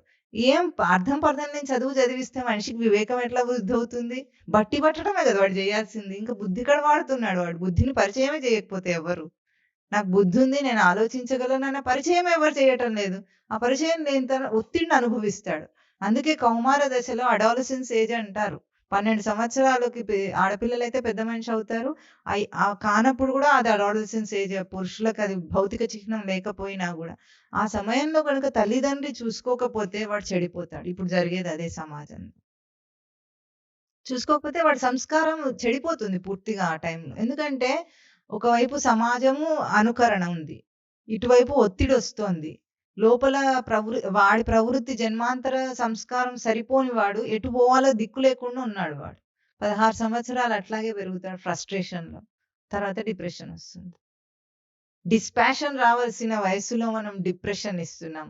వైరాగ్యం అంటే డిప్రెషన్ కాదు. డిస్పాషన్ అంటే దాని మీద ఆసక్తి లేదు. కానీ ఆనందంగా ఉంటాడు వాడు. విషయంలో ప్రవర్తిస్తాడు. ఆసక్తి లేకుండా ఆనందాన్ని అనుభవిస్తాడు. డిప్రెషన్ అంటే కృంగిపోతున్నాడు. పిల్లలు ఎట్లా కృంగిపోతున్నారు? ఎవరైనా పట్టించుకుంటున్నారా వాళ్ళనసలు? వాళ్ళ బాధ ఎవరికైనా అర్థమవుతుందా? లేదసలు. ఇంకా ఆ తర్వాత చేయడానికి ఏముండదు. తల్లిదండ్రికి తీరికొస్తుందప్పుడు. నువ్వెందుకురా ఇట్లా ఉన్నావంటే వాడు అట్లాగే ఉంటాడు. నువ్వు ఇన్నాళ్ళు చేసిన పనది. దగ్గరుండి మరి అట్లా పెంచుకున్నాం కాబట్టి వాడు అట్లాగే ఉంటాడు. వాడు కాలేజ్‌కొచ్చి విచ్చలవిడిగా తిరుగుతుంటే వీళ్ళకి ఇప్పుడు కాస్త తీరికొచ్చింది ఇప్పుడే. ఎందుకొచ్చిందో తెలుసా అది కూడా? ఈ పరుగు పందెంలో కాస్త దేహం అలసిపోతుంది గదా! అప్పటికి 50 వస్తాయి. 50 వచ్చేటప్పటికి కొంచెం కొంచెం రోగాలు మొదలవుతుంటాయి. అప్పుడు ఆ పరుగు పందెం కాస్త ఆగుతుంది. డబ్బు సంపాదన వ్యామోహ పిచ్చి కొంచెం ఆగుతుంది. ఆగి కొంచెం తేరుకుంటాడు. తేరుకునే లోపల వీడు చెడిపోయి ఉంటాడు ఆల్రెడీ. ఇది సంసారం. అనార్గనైజ్డ్ సంసారం ఇట్లా సాగుతుంది. ఇప్పుడు అటువంటి మనస్సు విశుద్ధమైన మనస్సు కావాలట. ఎప్పుడు చేయాలి దాన్ని? కౌమార సమయంబున మనీషా గరిష్ఠుండై పరమ భాగవత ధర్మం అనుష్ఠింపువలె. కౌమారంలో వాళ్ళకి మనం చెప్పాలి. అందుకే మనం ఇప్పుడు బాలబ్రహ్మకు 8 సంవత్సరాల వయసు అని పెట్టుకున్నది కారణం అది. 8వ సంవత్సరం వస్తేనే వాళ్ళకి కొన్ని చెప్తే విషయాలు అర్థం చేసుకునే తెలివితేటలు వస్తాయి. లేకపోతే ఇంకా చిన్న పిల్లలంటే శ్లోకాలు నేర్పించగలనని చెప్పడానికి ఏముండదు అక్కడ. అర్థం కాదు వాళ్ళకు. ఎందుకంటే మనం చెడుతో పోల్చినప్పుడు కూడా వాడికి ఇంకా చెడు కూడా సరిగ్గా తెలియలేదు కదా. ఇప్పుడంటే కొంచెం రాక్షస పిల్లలు ఉంటున్నారు కాబట్టి కొన్ని తెలుస్తున్నాయేమో గాని రాక్షసంశతో పుట్టే పిల్లలు వీళ్ళందరూ.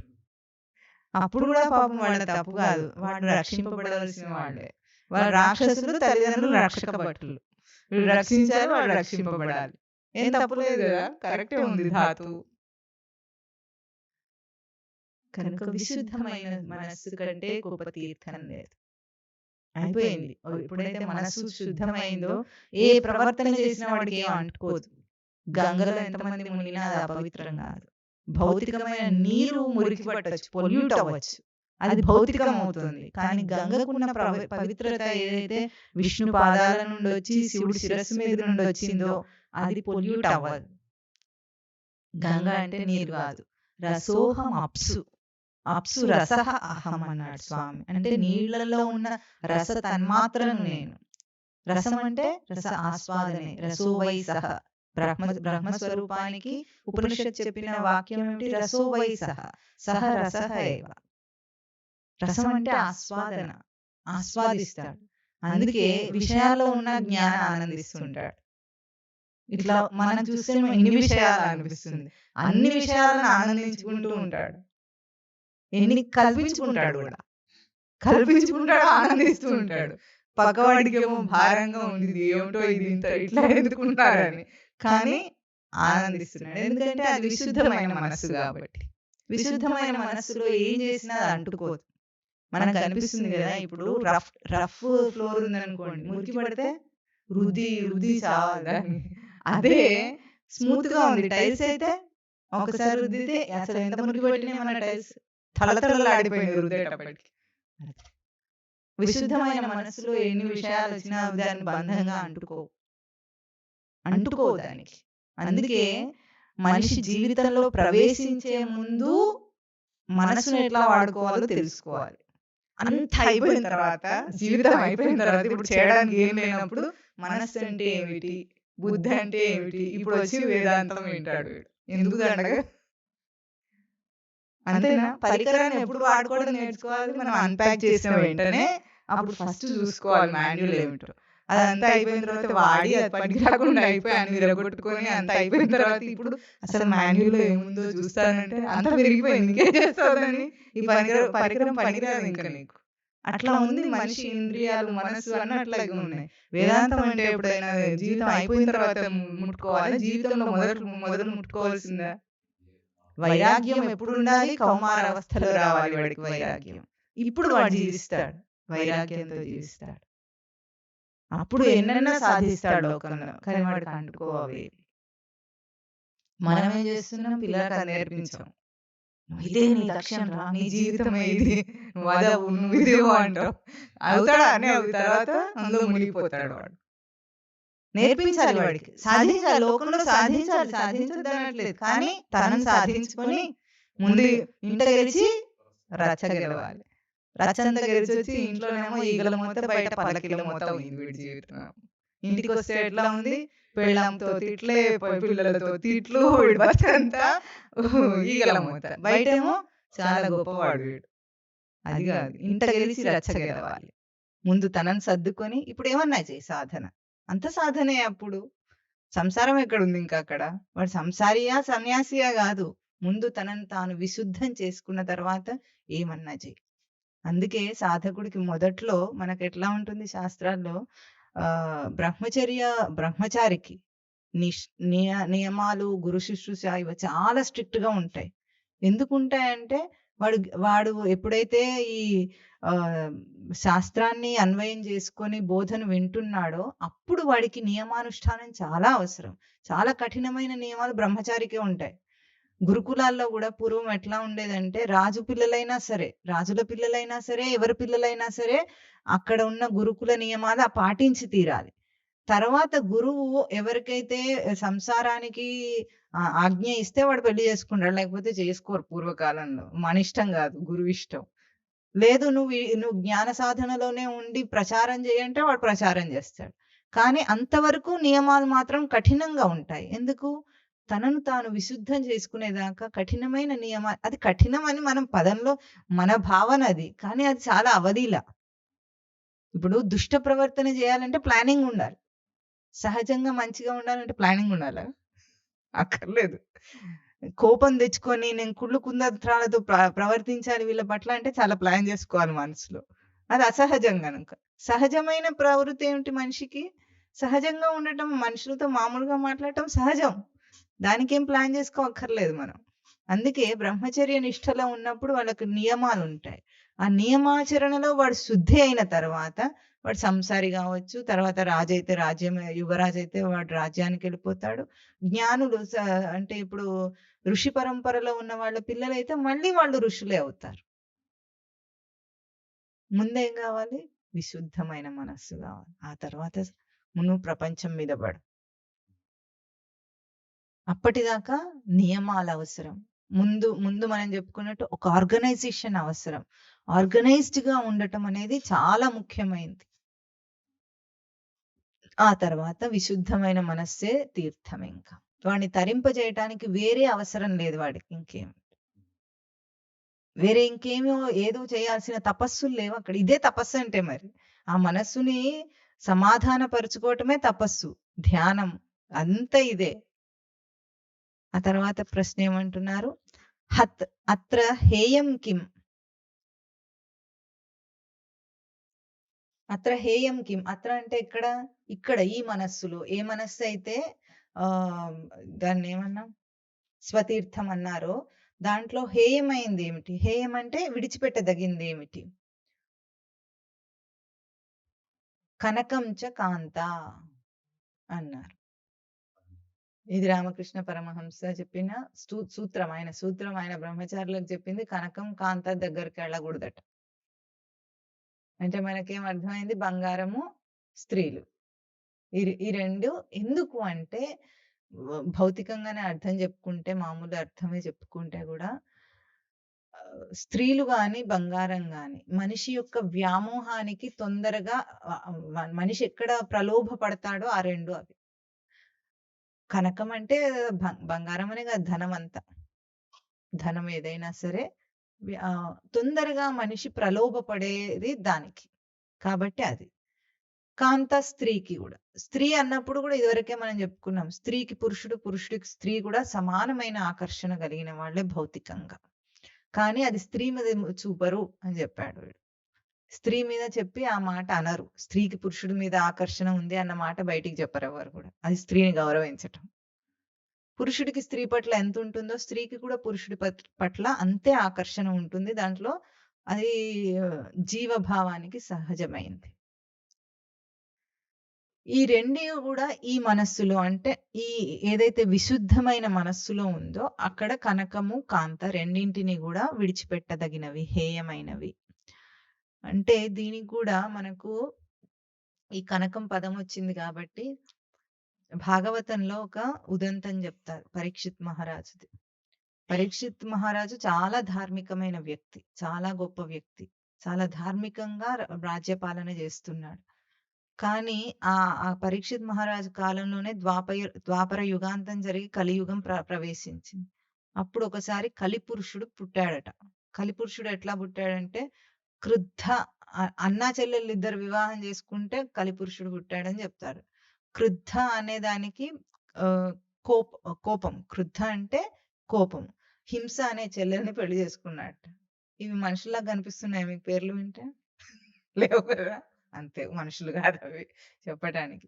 క్రోధం వలన పుట్టిన హింస. క్రోధం వలన హింస పుట్టిందన్నామనుకోండి, మనకేమనిపిస్తుంది? తిట్టినప్పుడు ఎదుటి వ్యక్తిని తిట్టాననుకుంటాడు. ముందు హింస ఎవరికవుతుంది క్రోధాన్ని ధరించాలంటే? భౌతికంగానే తెలుస్తుంది. బీపీ ఎవరికొస్తుంది? తిన్నవాడికొస్తుందా? తిట్టిన వాడికొస్తుందా? తిట్టిన వాడికే వస్తుంది. హింస వాడికే. భౌతికంగా బీపీ అంటే తెలుస్తోంది గానీ, మనస్సు అల్లకల్లోలం అయిపోయి తిట్టినప్పుడు ఎంత మనసుకు బాధాకరంగా ఉంటుంది ఎవరినైనా ఒక మాట అన్నప్పుడు. కాస్త గట్టిగా అంటేనే తర్వాత చాలా బాధపడాల్సొస్తుంది. ఇంకా క్రోధంగా ఉంటే, క్రోధమునకు, హింసకు కలిగిందే కలి. కలి అంటే కల విక్షేపే. తనను తాను విసిరేసుకున్నాడు. స్వరూపం విసిరిగొట్టబడిందక్కడ. అప్పుడే గదా కోపం వస్తుంది. అదే తనకు హింస. ఈ కలిపురుషుడట తను ప్రవేశిస్తూ ఉంటే అంటే అప్పటికే గడగడలాడతాడట. పరీక్షిత్ మహారాజు రాజ్యంలోకి రావడానికి చాలా గడగడలాడతాడట కలిపురుషుడు కథ ప్రకారంగా. అయినా సరే ప్రవేశిస్తూ ఉంటాడట. ప్రవేశిస్తూ ఉంటే అప్పుడు పరీక్షిత్ మహారాజు అడ్డుకుంటాడు. అడ్డుకొని నా రాజ్యంలోకి రావటానికి నీకెంత ధైర్యం అనంటే, రాజా అట్లా గాదు గదా! ఇది యుగ ధర్మము. కలియుగం వచ్చింది గాబట్టి నాకు స్థానం ఇచ్చి తీరాల్సొస్తుంది నువ్వు అంటాడట. అంటే నా ధర్మ పరిపాలనలో కలికి ప్రవేశం లేదంటాడు. అయినా సరే నిన్ను ఆశ్రయిస్తున్నానని పాదాక్రాంతుడవుతాడట కలి. పరీక్షిత్ మహారాజుకి. అప్పుడు పరీక్షిత్ మహారాజుని అడిగితే, ఇంకా ఆశ్రయించిన వాడిని రక్షించటం రాజధర్మం అని అంటే, అప్పుడు కలి చెప్తాడట, పోనీ మొత్తం అందరిలో నేను ప్రవేశించను. కానీ ఏవైనా నువ్వైనా చెప్పు, నువ్వు చెప్పిన 4 స్థానాల్లో నేనుంటానంటాడట.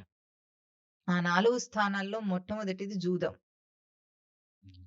జూదం ఆడటం. ఎక్కడ జూదం ఉంటుందో అక్కడ కలి ప్రవేశిస్తుంది. రెండోది మద్యపానం. ఎక్కడ మత్తు పానీయాలు తీసుకుంటారో అక్కడ కలి ప్రవేశిస్తుంది. మూడవది ఆహ్, మూడవది ఆహ్, బంగారం. బంగారంలో ప్రవేశిస్తాడు. నాలుగవది వ్యభిచారం. వ్యభిచారం అంటే కాంతనే గదా! అక్కడ. ముందు ఒకటి జూదం ఆడటం. జూదంలో మనిషి జూదం ఆడేటప్పుడు ఎంత వ్యామోహ పడతాడో ధర్మరాజు కథ మనకు చెప్తుంది. ఆస్తులు కరిగిపోవటం వేరే విషయం. మాన మర్యాదలు గూడా ఉండవక్కడ. అంత వ్యసనం అది మనిషికి. అంటే ఆడటం మొదలుపెట్టాడంటే ఈరోజు బెట్టింగ్ ఆడుతున్నారు. ఆన్‌లైన్ బెట్టింగ్స్ వచ్చినాయి.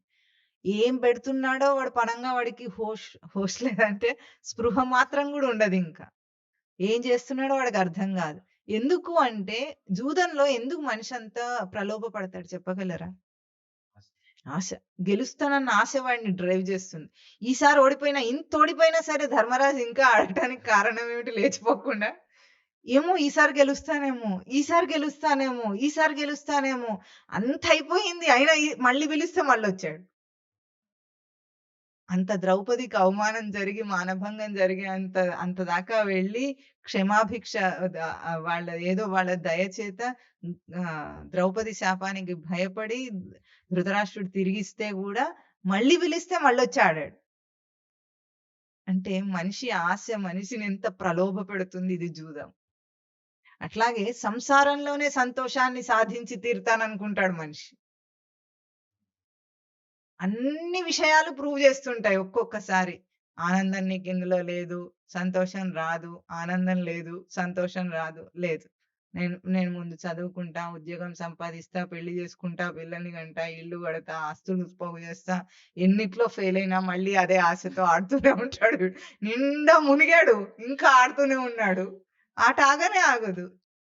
ఇది కలి ప్రభావం. కలి ప్రభావం అంటే తన స్వరూపాన్ని విడిచేసుకున్నాడక్కడ. ఇదే కనకం అంటే. కనకం అంటే ఏమిటంటే కనిదీప్తో ధాతు. ప్రకాశం ఎట్లా ఉంటుంది? తన టార్చ్ లైట్ నుండొచ్చిన ఆ ప్రకాశాన్నే అక్కడుందనుకోని దాని వెంటబడుతున్నాడు. వీడెక్కడికెళ్ళినా ఆ ప్రకాశం ఉంటుంది. ఎందుకంటే అది వాడి లోపల నుండి వచ్చే ప్రకాశం. టార్చ్ లైట్ తనది. ఆ లైట్ అక్కడుందనుకోని వెళ్తున్నాడు వాడు. పరిగెత్తుతూనే ఉన్నాడు. సోర్స్ తానని తెలియటం లేదు. ఆనందం తనదని తెలియకుండా సంసారంలో ఉందనుకుంటున్నాడు. టార్చ్ లైట్ తాను. సచ్చిదానంద స్వరూపుడు కాబట్టే ఆనందం వాడి దగ్గర ఘని. ఘని ఉంటే ఎట్లా ఉంటుంది? పువ్వు పరిమళిస్తే ఎట్లా ఉంటుంది? కొంచెం వాసన బయటికొస్తుంది. ఆ వాసన బయటిదనుకుంటే కస్తూరి మృగంలాగా ఉంటుంది. తన నుండే వాసనొస్తుంటే అది బయటుందనుకుంది. బయటంతా పరిగెత్తుతుంది. మళ్ళొచ్చి పడుకుంటే అలసటలో మళ్ళీ తన దగ్గరే వాసనొస్తోంది. కానీ దీప్తో ధాతు. కనకం అంటే అది. అది స్ అదే, అదే, అదే, అదే, అదే అనుకుంటూ గ్లిటర్స్. Glitters of life. చమకులు, ధమకులు ఎంత బాగుంటాయంటే అది వాడి నుండొచ్చేదే అని గూడా వాడికి స్పృహ రానివ్వదు. జూదం ఇది. ఇది జూదం. విశుద్ధమైన మనస్సుకు ఇది హేయం. విడిచిపెట్టదగింది. ఎందుకంటే విడిచిపెట్టేస్తాడు వాడు. ఎందుకంటే క్లీన్ చేసుకున్న వెంటనే ఇక్కడే ఉందని తెలిసిపోతుంది. దుమ్ము కప్పి ఉన్నప్పుడు ఉంటే తెలీదు గానీ, అది శుద్ధమైనప్పుడు తన దగ్గరే ఉందని అర్థమైపోతుంది. రెండవది మద్యపానం. మద్యపానంలో మనిషి ఎందుకు బానిసవుతాడు? మత్తుగా ఉంటుంది గదా! మత్తులో ఏ నేరం, ఘోరం జేయటానికైనా మనం వెనకాడం. ఎందుకంటే వాడికి స్పృహ లేదు గాబట్టి. భౌతికంగానే స్పృహ పోయింది.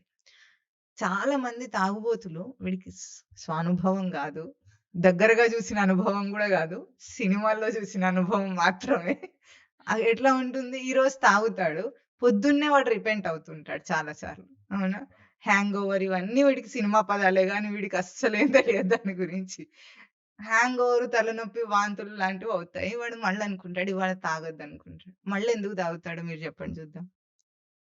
రాత్రి అనుభవించిన ఆ సుఖం మళ్ళీ వాడినే ఎందుకంటే మనిషి తన నుండి తాను పారిపోయే ప్రయత్నం చేస్తున్నాడు. తన అడవిలోంచి తను పారిపోయే ప్రయత్నం చేస్తున్నాడు. ఎక్కడికెళ్తాడు చెప్పండి? ఇప్పుడైతే క్లీన్ చేసుకోవాలి అడవిని. లేదా అది వాడికి చేత కావట్లేదు. ఇప్పుడు ఏం చేయాలి? అడవిలో ఉన్నట్టు తెలియకుండా మత్తులో ఉండాలి. మత్తులో ఉంటే అందుకే సమస్యలున్న వాళ్ళు తాగేది అందుకే గదా! సమస్యని సర్దుకోలేక, సరి జేసుకోలేక దాన్ని మత్తులోకెళ్ళిపోతే నాకు తెలియదు సమస్య లేదనుకుంటాడు వాడు. ఇప్పుడు వీడే రాజా ఇంక. వీడంత సంతోషంగా ఉన్నవాడు లేడనుకున్నట్టు ఆ మత్తులో వాడు ఫీల్ అవుతూ ఉంటాడు. అంటే సమస్య నుండి పారిపోవటం మత్తుకి బానిసం చేస్తుంది వాడిని. సర్దుకోలేడు వాడు ఏం చేసినా సమస్యలు తీరట్లేదు. సరిగ్గా సర్దుకుంటాయి. కానీ వాడు చేయట్లేదు ఆ పని. ఇప్పుడు దాన్నేంటి తప్పించుకోవాలి. ఆ మత్తులో ఉండాలి. సంసారి గూడా అందుకే మత్తులో ఉంటాడు. ఒకానొక భార్యాభర్తలిద్దరూ ఒక సన్యాసిని కారులో తీసుకెళ్తున్నారు. తీసుకెళ్ళేటప్పుడు భార్యనేమో ఆయన ప్రవచనాలు వినటానికి వెళ్తుంది. భర్త ఊరికే సహాయం చేస్తాడంతే. ఏమిటంటే సన్యాసిని గూడా ఎక్కడికో తీసుకెళ్తున్నాడు. మామూలుగా గూడా ఆవిడని గూడా ప్రవచనాలకు తీసుకెళ్తూ ఉంటాడు. అయితే కారులో ఉండగానే ఆవిడ అడిగిందట, స్వామివారు నాకు అర్థం కాదు లోకంలో అందరూ ప్రవచనాలు వినటానికి ఎందుకు రారు అని. అందరు మంచివాళ్లే గూడా. వాళ్ళని వాళ్ళు మంచివాళ్ళు, భక్తులు, సత్ప్రవర్తన ఉన్నవాళ్ళే అనుకుంటారు గానీ ప్రవచనాలు వినడానికి ఎందుకు రారని అడిగిందట. అయితే ఆ భర్త అన్నాడట, స్వామీజీ మీ మీద ప్రశ్న అడుగుతుంది. మీ భుజం మీద గన్ పెట్టి నన్ను కాలుస్తోంది. ఎందుకంటే నేను ప్రతిసారి తనని అక్కడ దింపొస్తాను గానీ ప్రవచనానికి లోపలికి వెళ్ళను నేను. అందుకే నా మీదనే కాలుస్తుంది. గురి నా మీదనే అన్నాడట. అంటే ఆయన ఏం మాట్లాడలేదట. తర్వాత కాసేపు మాటలయిన తర్వాత మళ్ళీ ఆయనే అడిగాడట. అవును మరి ఎందుకు ఆ బుద్ధి పుట్టటం లేదు అని. అంటే ఎందుకు ఈ ప్రవచనాలు వినే బుద్ధి పుట్టటం లేదంటే అప్పుడు ఆ స్వామి ఏమన్నారంటే ప్రవచనాలలో మనిషికి తేట తెల్లం అవుతుంది. ఏమిటంటే వాడు బతుకుతున్న జీవితం అంతా తప్పు, అబద్ధం అని ముందు రుజువు అవుతుంది. అది ఇష్టపడడు వాడు. అది వినటానికి ఇష్టపడడు వాడు. వెళ్తే ఇప్పుడు తెలిసిపోయింది కదా! తెలిసిపోతే ఏమవుతుంది? తెలియనంతసేపు మత్తులో బాగున్నాడు వాడు తాగుబోతులాగా. సంసారంలో బాగుంది వాడికి. వాడు ఊహించుకున్న, వాడు కల్పించుకున్న మంచి చెడులతో బతుకుతుంటాడు. ఎవడికి ఎంత అనుకుంటే అంత. వాడు ఇంత నియమాలు పెట్టుకుంటాడు. ఇట్లా బతుకుతుంటాడు. అది బాగుంది వాడికి. ఇప్పుడు సడన్ గా ప్రవచనానికి వచ్చేటప్పటికి ఎట్లా బతికిన వాడినైనా ఉతికి ఆరేస్తుంటారు గురువు. అట్లా ఉతికి ఆరేస్తుంటే ఉతికించుకోవడానికి వాడికి ఇష్టం ఉండదు. ఎందుకు? తెలియకుండా ఉంటే మత్తులో ఉంటే హాయిగా సంసారంలోనైనా సుఖంగా ఉంటాడు. తర్వాత తేలుతుంది. ఎప్పటికప్పుడు తేలకుండా ఉండదు. ఇప్పుడైతే నేను ప్రశాంతంగా ఉన్నాను కదా. అదే గరుడ పురాణం విన్నాం అనుకోండి. ఏం చేస్తారు? ఆ యాతన శరీరాన్ని తీసుకెళ్ళిపోయి చక్కగా శనగపిండిలో ముంచి బాండిలో వేయించి పకోడీలు తయారు చేసి అక్కడ పెడతారట. పెట్టిన తర్వాత ఆ పకోడీలను గద్దలకు, కాకులకు వేస్తారట. అప్పుడు వీడు బతికే ఉంటాడు. ఎందుకంటే చావు ఉండదు కదా! యాతన శరీరానికి మరణం ఉండదు. ఇట్లా చెప్తారు గరుడ పురాణం. చెప్తే తర్వాత ఏం చేస్తుంది పక్షులున్నాయి గదా! చాయిస్‌ని బట్టి కళ్ళు ముందు పొడుచుకొని తింటాయి. ఏదో ఒకటి పొడుచుకొని ఇట్లా చెప్పిన గరుడ పురాణం వింటూ మనిషికి ఏమవుతుంది చెప్పండి? ఆ పురాణంలో చెప్పే తప్పులు చేసింది కొంతమంది. ఇంక వీడేమనుకుంటాడు నేను ఇంతకంటే చాలా ఎక్కువ తప్పులు చేశాను. నా గతి ఏమవుతుంది అనుకుంటాడు. అందుకే పురాణం వినరు, ప్రవచనం గూడా వినరు. మత్తులో ఉంటే వాళ్ళకి చాలా ఆనందంగా ఉంటుంది. ఇది మద్యపానం. ఇది కలి ప్రభావం. అంటే తన శ్రేయస్సును తానే కోరుకోలేడు. కలి ప్రభావం అంటే తన శ్రేయస్సు తనకు అర్థం గాదు. తెలుస్తున్నప్పటికీ వివేకం ఉండి గూడా అర్థం గాకుండా చేసే ఇప్పుడు లోకంలో మంచివాళ్ళు గదా! మన మొవ్వ ప్రజలు. చాలా మంచివాళ్ళు. రమ్మంటే వస్తారా? ఆహా! లోకమంతా అంతే. మొవ్వెందుకు అందరంతే. మంచివాళ్ళు. కానీ ప్రవచనం వినరు. కావాలంటే దానం జేయమంటే జెప్పండి. మీకేమన్నా తెచ్చిస్తానంటారు గానీ ప్రవచనం మాత్రం వినరు. ఎందుకంటే వాళ్ళ దోషాలన్నీ బయటికొచ్చేస్తుంటాయి కాబట్టి. ఇది గూడా మద్యపానం అంటే అది గాని కేవలం తాగటం అని అర్థం గాదు. ఇదంతా మద్యపానమే సంసారం అంతా. మూడవదేం జెప్పుకున్నాము? కనకం. బంగారం. బంగారంలో కలి ప్రవేశిస్తుందట. మరి అక్షయ తృతీయ రోజు బంగారం గొనమన్నారు? ఎవడది జెప్పింది? ఏ పనికిమాలిన వెధవ జెప్పుంటాడు. భక్తి టీవీలో గాని అందులో అర్థం అదేం లేదు. అక్షయమైన దాన్ని కొనాలి ఆ రోజు. బంగారం ఆ రోజు కొన్నది అక్షయంగా ఉండదు. అక్షయమైన దాన్ని ఆ రోజు ప్రాప్తింపజేసుకోవాలి. అది అక్షయ తృతీయ అవుతుంది. ఈరోజు 1 గ్రామ్ బంగారం కొన్నా సరే అది అక్షయంగా తన దగ్గర ఉంటుందని ఇంక క్షయమే గాదు ఖర్చే అవ్వదనుకుంటాడు ఈ వెర్రి వెంగళప్ప. అనుకోని కొనుక్కుంటారు. అట్లాంటివేముండయి. అక్షయమైన దాన్ని కొనుక్కోవాలి.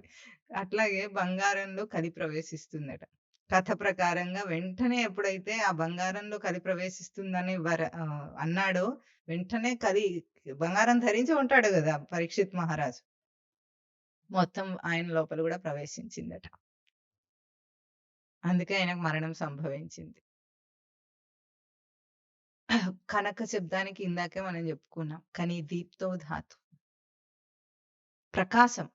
ఏ ప్రకాశం? కామ శబ్దానికి గూడా అంతే. కామ శబ్దానికి గూడా కామయతే ఇతి కామః. కమ్లుకాంతో ధాతు. ప్రకాశం. ప్రకాశం అంటే చెడ్డదెట్లా అవుతుంది?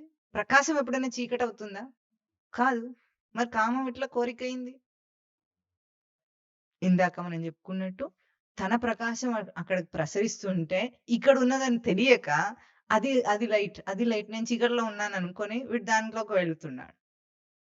బయట అన్నీ గూడా కోరికలు ఎట్లా కలుగుతాయంటే తను కదా కోరిందెవరు? వస్తువు ఎప్పుడైనా తనని రమ్మన్నదా? అనదు. ఆకర్షణ అంటే తన బుర్రలో కెలికిందా? అక్కడ గెలికిందా? తన బుర్రలోనే గదా! ఎప్పుడు గూడా కోరిక బయట కలగలేదు. తనలో కలిగింది గదా! ఉద్భవ స్థానం తనది. ఆ ప్రకాశం తనది. నిగ్రహించాలంటే చాలా అవలీల. అసలు వస్తువు మననెట్లా బంధించగలదు? చాలా సులభం అది. కానీ మనిషికి అర్థం గాదు. ట్రిక్ అర్థం గాదు. దాన్నెట్లా నిగ్రహించాలి? నువ్వు దాన్ని నిగ్రహించకు. నిన్ను నిగ్రహించు. దాన్ని నువ్వేమి అనకు. అదసలు దానికి సెల్ఫ్ ల్యూమినేషనే లేదు. చంద్రుడు లాంటిది. సూర్యకాంతి చేత చంద్రుడికి వెలుగు గాని, చంద్రుడికి వెలుగెట్లా లేదో, మన రేడియం లైట్‌లకు వెలుగెట్లా లేదో, మన ప్రకాశం చేతనే రేడియం లైట్‌లన్నీ వెలుగుతూ ఉంటాయో, అట్లాగే కోరికలన్నీ. రేడియం స్టిక్కర్స్ అంటించిన హైవే ఎట్లా ఉంటుంది? ఒక్కసారి రాత్రిపూట మన హెడ్ లైటులు వెలగగానే అట్లా దారంతా వెలుగుగానే కనిపిస్తుంది. మనం ముందుకెళ్ళిపోయిన తర్వాత వెనక్కి చూస్తే అదంతా చీకటి. అట్లాగే ఈ విషయ ప్రపంచమంతా ఏవేవి నిన్ను కోరికలు చాలా ఆకర్షిస్తున్నాయి అంటున్నావో, అవన్నీ నీ ప్రకాశం చేత వెలుగుతున్నాయి. వాటి ప్రకాశం వాటికి లేనే లేదు. ప్రకాశమే లేదు వాటికి. ఇప్పుడు వాటి మీద ప్రకాశాన్ని తీసుకోవాలంటే మనం ఏం చేయాలి? హెడ్ లైట్ ఆఫ్ చేస్తే సరిపోతుంది గదా! ఆ! మనం మనసు దాని మీదకెళ్ళకుండా ఉంటే అయిపోయింది. నిగ్రహించడం సులభమా కాదా? దాన్ని ప్రపంచంలోంచి తీసేయాలా మనమేమన్నా? అక్కర్లేదు. ఇప్పుడు టీవీ ఛానెల్‌లో ఏదో చెడ్డదుందనుకోండి. మనం నిగ్రహించుకోవాలనుకోండి. దాన్ని ఏం చేయాలి మనం? ఏం చేయక్కర్లేదు. మనం మూసేస్తే సరిపోతుంది. ఛానలే మనము దాన్నేమంటారు బ్యాన్ చేయాలంటే చేస్తాడేమిటి? అది అయ్యే పనే కాదు. ఇంటర్నెట్‌ని కంట్రోల్ చేయటం ఏ అబ్బతరం కాదట ఇప్పుడు. ఎవ్వరి వల్ల గూడా కాదట. ఏ ఏ ప్రభుత్వాలు చేయలేవు, ఏవి చేయలేవు అని అంటున్నారు. ఎందుకు చేయలేవు? కాదా? వై వైఫై ఆఫ్ చేయటం గాదు. మొత్తం సైట్‌లనే బ్యాన్ చేయటం అని అంటున్నారు. మనమైతే వైఫై ఆఫ్ చేసుకోవచ్చు. సింపుల్. ఫోన్ ఉన్నా గూడా ఏం గాదు వైఫై లేకపోతే. అంతే. అట్లాగే బంగారము కలిగి ఉంటుందంటే నీ ప్రకాశం అది బంగారం గాదు. అది విలువైందని బంగారానికి విలువ ఎవడిచ్చాడండి? ఇప్పుడు బొగ్గు భూమిలో వస్తుంది. బంగారం గూడా భూమిలోంచే వస్తుంది. వజ్రం గూడా భూమిలోంచే వస్తుంది. రాయి గూడా. అందుకే జ్ఞాన విజ్ఞాన తృప్తాత్మ కూటస్థో విజితేంద్రియ యుక్త ఇత్యుచ్యతే యోగి సమలోష్టాశ్మ కాంచన లోష్ట అస్మ కాంచన. మట్టిగడ్డ, కంకర్రాయి, బంగారం 3 గూడా ఒకటేలాగా కనిపిస్తాయి జ్ఞానికి. ఎందుకు 3 ఒకటే కదా నిజంగానే. దానికి విలువ కట్టింది ఎవడు? మీకు తెలుసా ఇది చంద్రుడి మీద బంగారు కొండను చూసిందట అదేదో. దాని పేరేదో రోవర్. ఎంత మురిసిపోయారో వీళ్ళు. పొంగిపోయారు. ఇప్పుడు ఇక్కడున్న బంగారాన్ని తవ్వి తవ్వి భూమికి చిల్లు పెట్టాడు. ఇప్పుడు అక్కడ కూడా తవ్వుకొచ్చుకొని బంగారాన్ని నెత్తి మీదేసుకుంటాడు. ఏం చేస్తాడు? ధర పెంచేదెవరు? మనం గాదు. దానికేమన్నా ధర ఎవరు నిర్ణయిస్తున్నారసలు? కావాలని మనుషులేగా చేసేదంతా. వీడి ప్రకాశమే అది. విలువివ్వటం నీ విలువ గాని దాని విలువ కాదసలది. బంగారం ఫ్యాషన్ తీసేస్తే టపీమని విలువ పోతుంది. అది మన దేశంలో జరగదు గానీ, మన దేశంలో ఏదేమైనా సరే బంగారాన్ని వదిలిపెట్టరు. భర్తనైనా వదిలేస్తారు గానీ, బంగారు మంగళసూత్రాన్ని మాత్రం వదిలిపెట్టరు మన వాళ్ళు. కష్టం వచ్చినప్పుడు అమ్ముకోవడానికైనా సరే బంగారు మంగళసూత్రం ఉండాలి. భర్త ఉన్నా లేకపోయినా పక్కన అతనికేం పని లేదు దాంతో. అట్లాంటి ఆడవాళ్ళు కాబట్టి బంగారాన్ని ముట్టుకుంటే సెంట్రల్ మినిస్టర్ అయినా షేక్ అయిపోతాడు. అయింది గదా! అప్పుడు ఆ మధ్య. బంగారానికి లిమిటేషన్ పెడితేనే ఏదైనా ఉవ్వెత్తున స్త్రీలందరూ దానికి లెక్క కడతారా? స్త్రీ ధనానికని ఏదేదో అయ్యిందప్పుడు ఆ మధ్య. నోట్లు బ్యాన్ చేయగలిగారు గానీ, బంగారం మీద మాత్రం లిమిటేషన్ తీసుకురాలేకపోయారు. నోట్లు బ్యాన్ చేస్తే మగవాళ్ళకు కష్టం. కానీ బంగారం ఆడవాళ్ళ జోలికెళ్ళలేం మనం. హ్మ్. అంతకంటే ఎక్కువుంటే లిమిట్ ఉంటే లెక్క చెప్పాలంటే బంగారానికి మాత్రం లెక్క చెప్పనివ్వరు. ఏమన్నా గానీ గాక భర్తకు గూడా తెలియకుండా బంగారాన్ని పోగు చేసుకుంటారు ఆడవాళ్ళు. దాంట్లో గవర్నమెంట్ వేలు పెడితే ఊరుకుంటారేమిటి? చచ్చినా ఊరుకోరు. అందుకే బంగారానికి అంత విలువ. ఎందుకు? అది ప్రకాశం ఇట్లా వెలుగుతుంది. గ్లిటర్ అవుతుంది. మెరుస్తూ ఉంటుంది గాబట్టి. అందుకే అత్ర హేయం కిం కనకం. తర్వాత నాలుగోదేమిటి వ్యభిచారం అన్నాడు అక్కడ కలి ప్రవేశించడానికి. వ్యభిచారం అంటే వ్యభిచారం అంటే మనకు ప్రసిద్ధంగా తెలిసింది ప్రాస్టిట్యూట్. ఒక స్త్రీ, వేశ్య అనుకుందాం. అసలు వేశ్య ఎట్లా తయారవుతుందండి? వేశ్య వృత్తిని ఎట్లా సాగించగలదు? తాను స్త్రీగానే ఉండి పరమ పవిత్రమైన పురుషుల వల్ల వేశ్య అవుతుందా తాను? ఆ స్త్రీ వేశ్యనా? స్త్రీ దగ్గరికి వెళ్ళే పురుషుడు వేశ్యనా? పురుషుడేమో లోకంలో వాడు మంచివాడిగా పెద్ద మనిషిగా చెలామణి అవుతూ వేశ్య దగ్గరికెళ్తున్నాడు. పాపం వేశ్య ఏమో తనకి ఏదో అసలు ఎవ్వరు గూడా ఆ వృత్తిని ఇష్టపూర్తిగా చెయ్యరు. ఏ స్త్రీ చెయ్యదు. ఏదో కారణాల వల్ల జరిగిందనుకుందాం మనం. అవన్నీ అనవసరం మనకు. కానీ తానిప్పుడు ఎట్లా ఉంది? వాడేమో పెద్ద మనిషిగా చెలామణి అవుతున్నాడు. తనేమో వేశ్య అన్న ముద్ర వేసుకుంది. వ్యభిచారం ఎవరు చేస్తున్నారు? వ్యభిచారం ఎవరు చేస్తున్నారు? పురుషుడు చేస్తున్నాడు. స్త్రీ బలవంతంగానే అట్లా చేస్తుంది గానీ, ఇష్టపూర్తిగా చేయదెప్పుడు అట్లా పని. ఏ మనిషి కూడా చేయరు అట్లా. ఆ వృత్తికెళ్లారంటేనే ఎన్ని కారణాలయి ఉంటాయో పాపం. ఇప్పుడు వ్యభిచారం అంటే భౌతికంగానే ఇట్లా ఊహించుకున్నప్పుడు ఈ ఉపమానాన్ని బట్టి మనిషి వ్యభిచారిగా ప్రవర్తిస్తాడని భగవద్గీతలో 2 సార్లు ఆ పదప్రయోగం చేసినప్పుడు భక్తి మీద వ్యభిచార భక్తి అన్నాడు స్వామి. భక్తికి వ్యభిచారం ఏమిటంటే భజ సేవాయాం ధాతు. భక్తికి సేవించుట. సేవించుట వ్యభిచారం ఎప్పుడవుతుంది? అభిచరతి. అంటే ఏమిటంటే తన ప్రకాశాన్ని వదిలేసి బయటి దాని మీద ప్రవర్తనలో సంతోషాన్ని, ఆనందాన్ని పొందాలనుకోవటం వ్యభిచారం. స్వరూపాన్ని విడిచిపెట్టి విషయం జోలికెళ్తే వ్యభిచారం. మనమేమో విషయాన్ని నిందిస్తాం. విషయాలను నిందిస్తారు కదా మనుషులు. విషయాలను స్త్రీ లాంటివి అనుకుందాం ఇప్పుడు. ఆ వ్యభిచార స్త్రీ లాంటి. దాని దగ్గరికి వెళ్ళే జీవుడు వ్యభిచారా? విషయం వ్యభిచారా?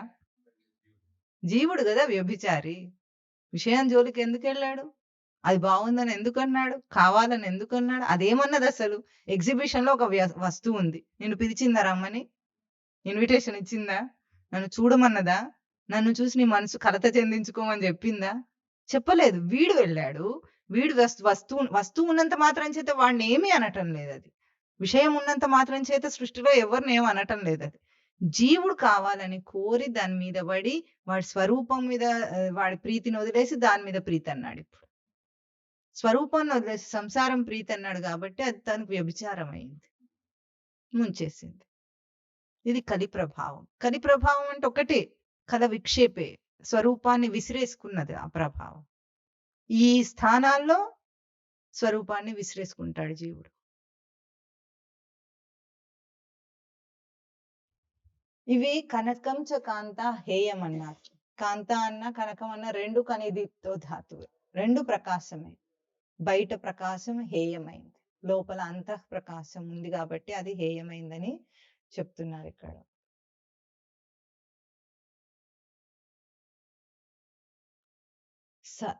సదాకిం సేవ్యం.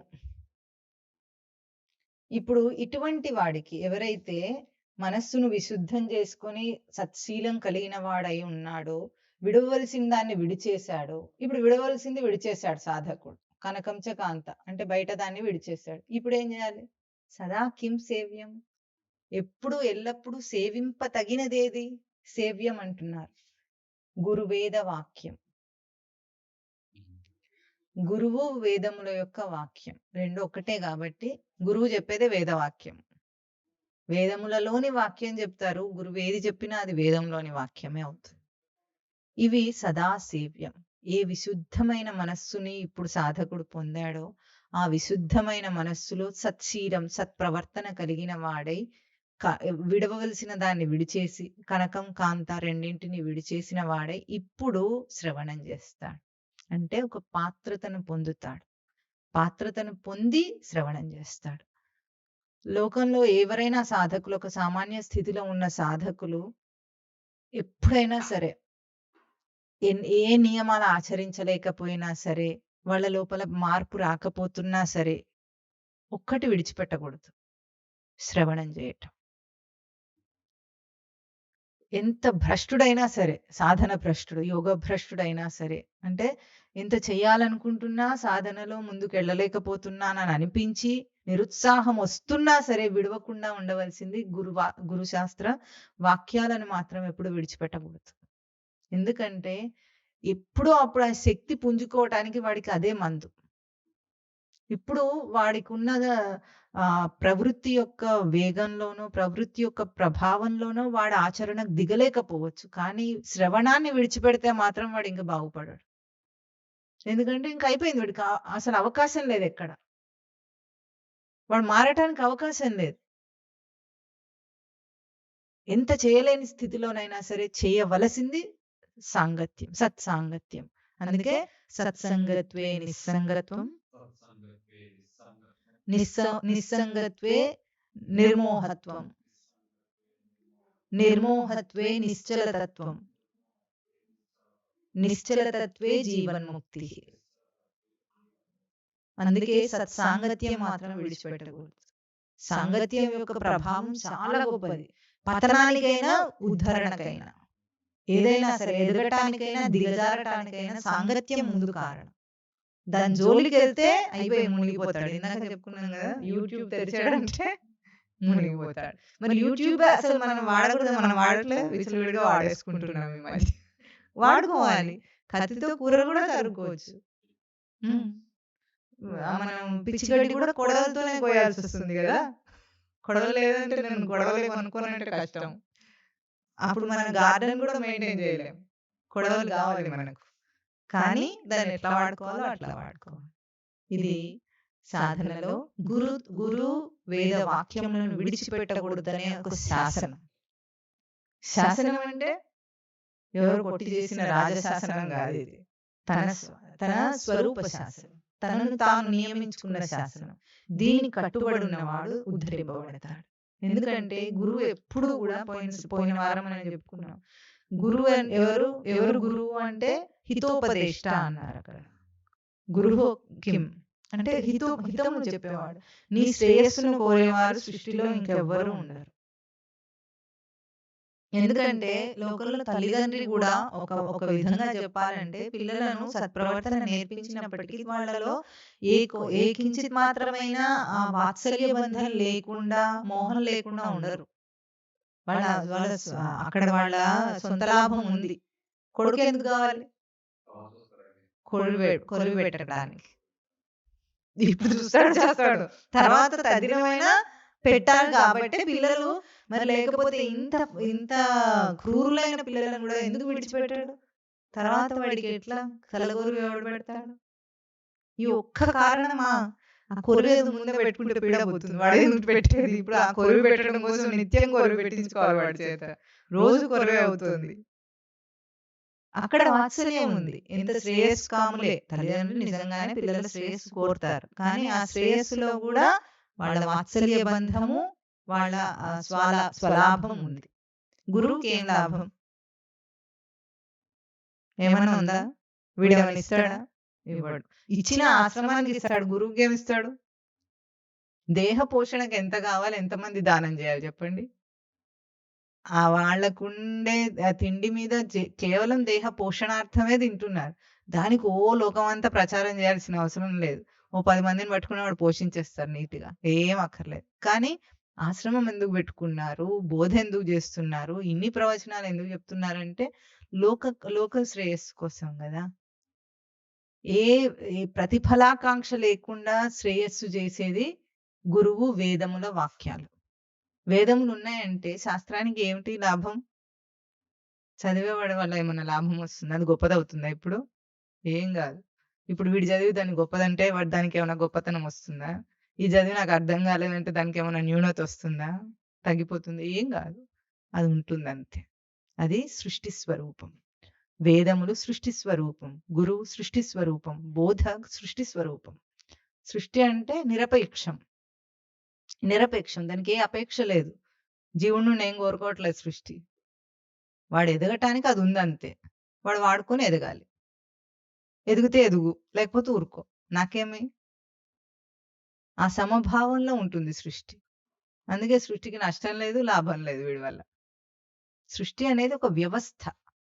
ఎటువంటి వ్యవస్థ? పతన స్థితి నుండి ఉద్ధరణకెళ్లే వ్యవస్థ. పతనమైన జీవుడు బ్రహ్మస్వరూపం అయ్యే వ్యవస్థ అంతే. అందులో ఇంకా అపేక్ష లేదు, కార్యం లేదు, కర్తాభావం లేదు, దానికి ఏది లేదు, కారణం లేదు.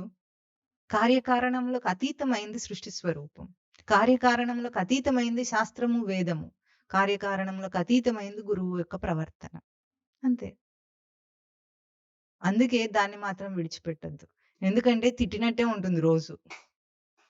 అయినా ఆ తిట్లో వెనుక నీ శ్రేయస్సే ఉంటుంది కానీ నీ మీద పగ ఉండదు. తల్లిదండ్రి తిట్లు ఎప్పుడన్నా కొడుకుకి అంటే పిల్లలకి ఎప్పుడైనా నష్టం చేయించే ఉంటాయా? తిట్టినా ఉండవు.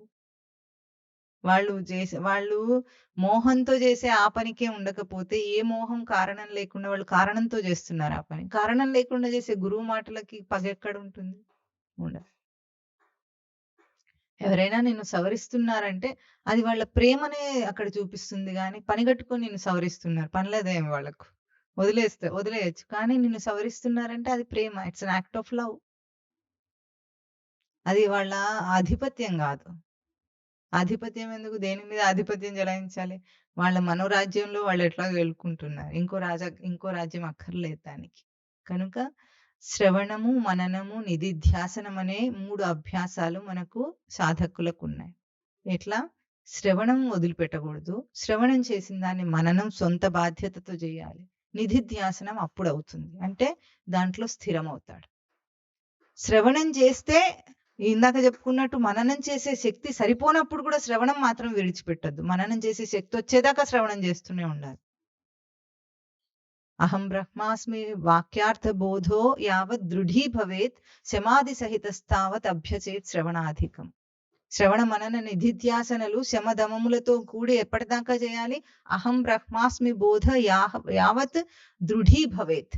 ఎప్పటిదాకా అది దృఢమవ్వదో అప్పటిదాకా శ్రవణం చేస్తూనే ఉండాలి. నేను బ్రహ్మస్వరూపమే అని ఆ స్థితిలో నిలిచిపోయే రోజు వచ్చేదాకా వాడు శ్రవణం చేస్తూనే ఉండాలి, విడిచిపెట్టకూడదు. ఎందుకంటే మొత్తం ప్రవచనం అంతా విన్నదే ఇదంతా నేను చాలా సంవత్సరాల నుండి వింటున్నాను. అదే చెప్తుంటారు ప్రతిసారి.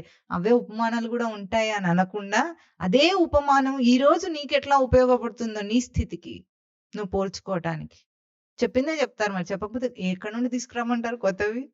ఇప్పుడు భగవద్గీత చెప్పినా ఉపనిషత్ సారమే ఉంది, ఉపనిషత్తులు చెప్పినా ఉపనిషత్తులో వేదమే ఉంటుంది. ఆ వేదాలు చెప్పుకున్నా ఏం చెప్పుకున్నా పురాణాలు చెప్పుకున్నా అంత ఒకటే కదా, ఒక్కటే లెక్క. పిల్లలకు వీడు చెప్పింది ఏమిటంటే అనాదిగా ఏది చెప్తున్నా సరే ఒక రాక్షస గుణం ఉంది, ఒక దైవీ అంశం ఉంది. సినిమాల విలన్ హీరో ఉన్నట్టు అంతే. ఏం చేయాలి? హీరో ఏం చేయాలి? విలన్ని చంపేయాలి. ఇంతే కదా మొత్తం అంతా స్టోరీ ఇదే. ఇక్కడ కూడా అంతే. కోరికను జయించాలి, కోరిక విలన్, సాధకుడు హీరో. ఇంతే, సింపుల్ థింగ్. ఎక్కడ చూసినా ఇదే ఉంటుంది. విషయ దృష్టిని విడిచిపెట్టు, ఆత్మ దృష్టిని ఉండు, నిలువు. ఎన్ని శాస్త్రాలు చెప్పుకునే ఇదే ఉంటుంది. కొత్తగా చెప్పమంటే ఏం చెప్తారు? చాలా కష్టపడి చెప్తుంటారు. అప్పటికే ఏం కష్టం అంటే బోధ చేయటం కష్టం కాదు గురువుకి, వాడిని రంజింపజేసే విధంగా చెప్పమంటారు. చూసారు జనరంజని కార్యక్రమం ఇదేమన్నా ఎంటర్టైన్ చేయడానికి? ఎంటర్టైన్మెంట్ ఛానల్స్ ఉన్నాయి కదా, మళ్ళీ ఈ ప్రవచనం కూడా ఎంటర్టైనింగ్ ఉండాలంట. ఇప్పుడు వీడి కోసం వీళ్ళు జోక్స్ నేర్చుకొని ఎంటర్టైన్మెంట్ కథలన్నీ నేర్చుకొని వాడి చిన్నపిల్లల్లాగానా? చిన్నపిల్లల కంటే మనం ఎన్ని కథలు చెప్పాల్సి వస్తుంది. ఎందుకు? వాడి బుద్ధి పరిమితమైంది, బోధన ధారణ చేయలేదు కాబట్టి. సాధకులు కూడా అట్లాగే ఉంటే ఎన్నాళ్ళని ఎంటర్టైన్ చేస్తాడు గురువు పాపం.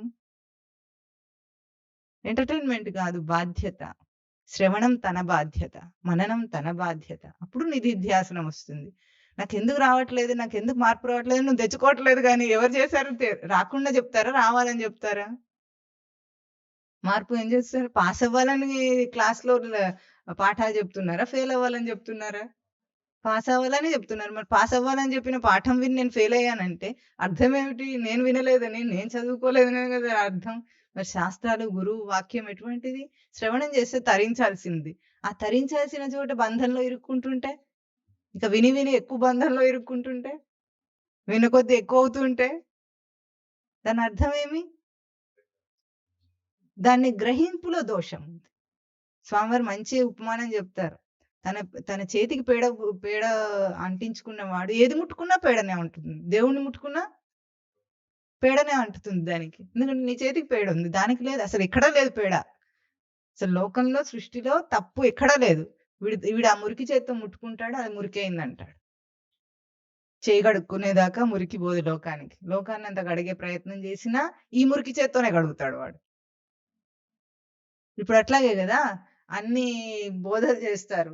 ఎట్లా ఉంటుంది? వాడే మారడు, వాడు మారకుండానే బోధ చేస్తాడు లోకానికి. ఇప్పుడు శాస్త్రాలన్నిటిని, వీడికి అన్నిటికంటే బాధ కలిగించింది ఏమిటంటే అష్టావక్ర గీతను ప్రతి ఒక్కడు చెప్తున్నాడు ఇప్పుడు ఆన్లైన్లో. ఎంత కష్టంగా ఉండింది వీడికి. అంత పరమ పవిత్రమైన, అది తురీయ అవస్థకు చెప్పవలసిన బోధ తీసుకొచ్చి ప్రతి మోటివేషనల్ స్పీకర్ కూడా అష్టావక్ర గీత చెప్తాడు ఇప్పుడు. దానికి వ్యూస్, లైక్స్, అంత చులకన అయిపోయింది. ఇప్పుడు దానికి కూడా వీడు మురికిని అంటిస్తాడు. అందుకే శాస్త్ర వాక్యాన్ని మనిష్టం వచ్చినట్లుగా ఎప్పుడు సమన్వయం చేసుకోకూడదు. చాలా దోషం అక్కడే వస్తుంది. తత్వదృష్టితోనే సమన్వయం చేసుకోవాలి. శబ్దజాలం మహారణ్యం చిత్తభ్రమణ కారణం అతః ప్రయత్నాత్ జ్ఞాతవ్యం తత్వజ్ఞాత్ తత్వమాత్మనః ఆత్మనః తత్వం తత్వజ్ఞాతేవ జ్ఞాతవ్యం. ప్రయత్నపూర్వకంగా తత్వజ్ఞాని దగ్గరికి వెళ్ళి మాత్రమే తత్వాన్ని తెలుసుకోవాలి. కానీ ఇది చెప్పడానికి శాస్త్రం ఏముంది? పుస్తకం ఉంటే ఎవడైనా దాన్ని సంస్కృత భాష కాస్త వస్తే దాన్ని చెప్పేస్తాడు విపులీకరించి. పాండిత్యం సరిపోదు దానికి. సంస్కృత భాషా పాండిత్యం దానికి సరిపోదు. తత్వజ్ఞానం మాత్రమే ఉన్నవాళ్ళు డీకోడ్ చేయవలసినవి శాస్త్రాలు. అందుకే గురువు ముఖతానే వినాలి, గురు ముఖతానే వాడు ఎదగాలి, అప్పుడైతేనే వాడికి అందుతుంది. కనుక విడిచిపెట్టకుండా ఉండవలసింది సేవ్యం. సేవ్యం అంటే తగినది. తగింది ఏదైనా లోకంలో ఉంది అంటే అది గురుశాస్త్ర వాక్యమే. సంసారం కాదు, ఇంకేది కాదు, సేవించదగింది. కనుక ఈ రోజు చెప్పిన 5 అంశాలు కూడా సాధన అంశాలే. ఏమిటి? ముందు అలంకారం ఏమిటి? తనకు శీలం, ప్రవర్తనను మార్చుకోవటం. తర్వాత అది పరమతీర్థం అవుతుంది. తన పరివర్తన చెందిన ప్రవర్తనయే పరమతీర్థం అది. తర్వాత అక్కడ విడిచిపెట్టవలసింది కనకం, కాంత, 4 అయినాయి. తర్వాత విడిచిపెట్ట తగిందేదో చెప్పారు, సేవించదగిందేదో కూడా చెప్పారు. అది గురుశాస్త్ర వాక్యం, గురువేద వాక్యం. గనుక ఇది చక్కని సాధన సోపానాన్ని చూపించింది ఈ రోజు మనకు శ్లోకం. చెప్పండి. కిం భూషణాద్ భూషణమస్తి శీలం తీర్థం పరం కిం స్వమనో విశుద్ధం కిమత్ర హేయం కనకం చ కాంత సేవ్యం సదా కిం గురువేద వాక్యం. ఓం తత్ సత్.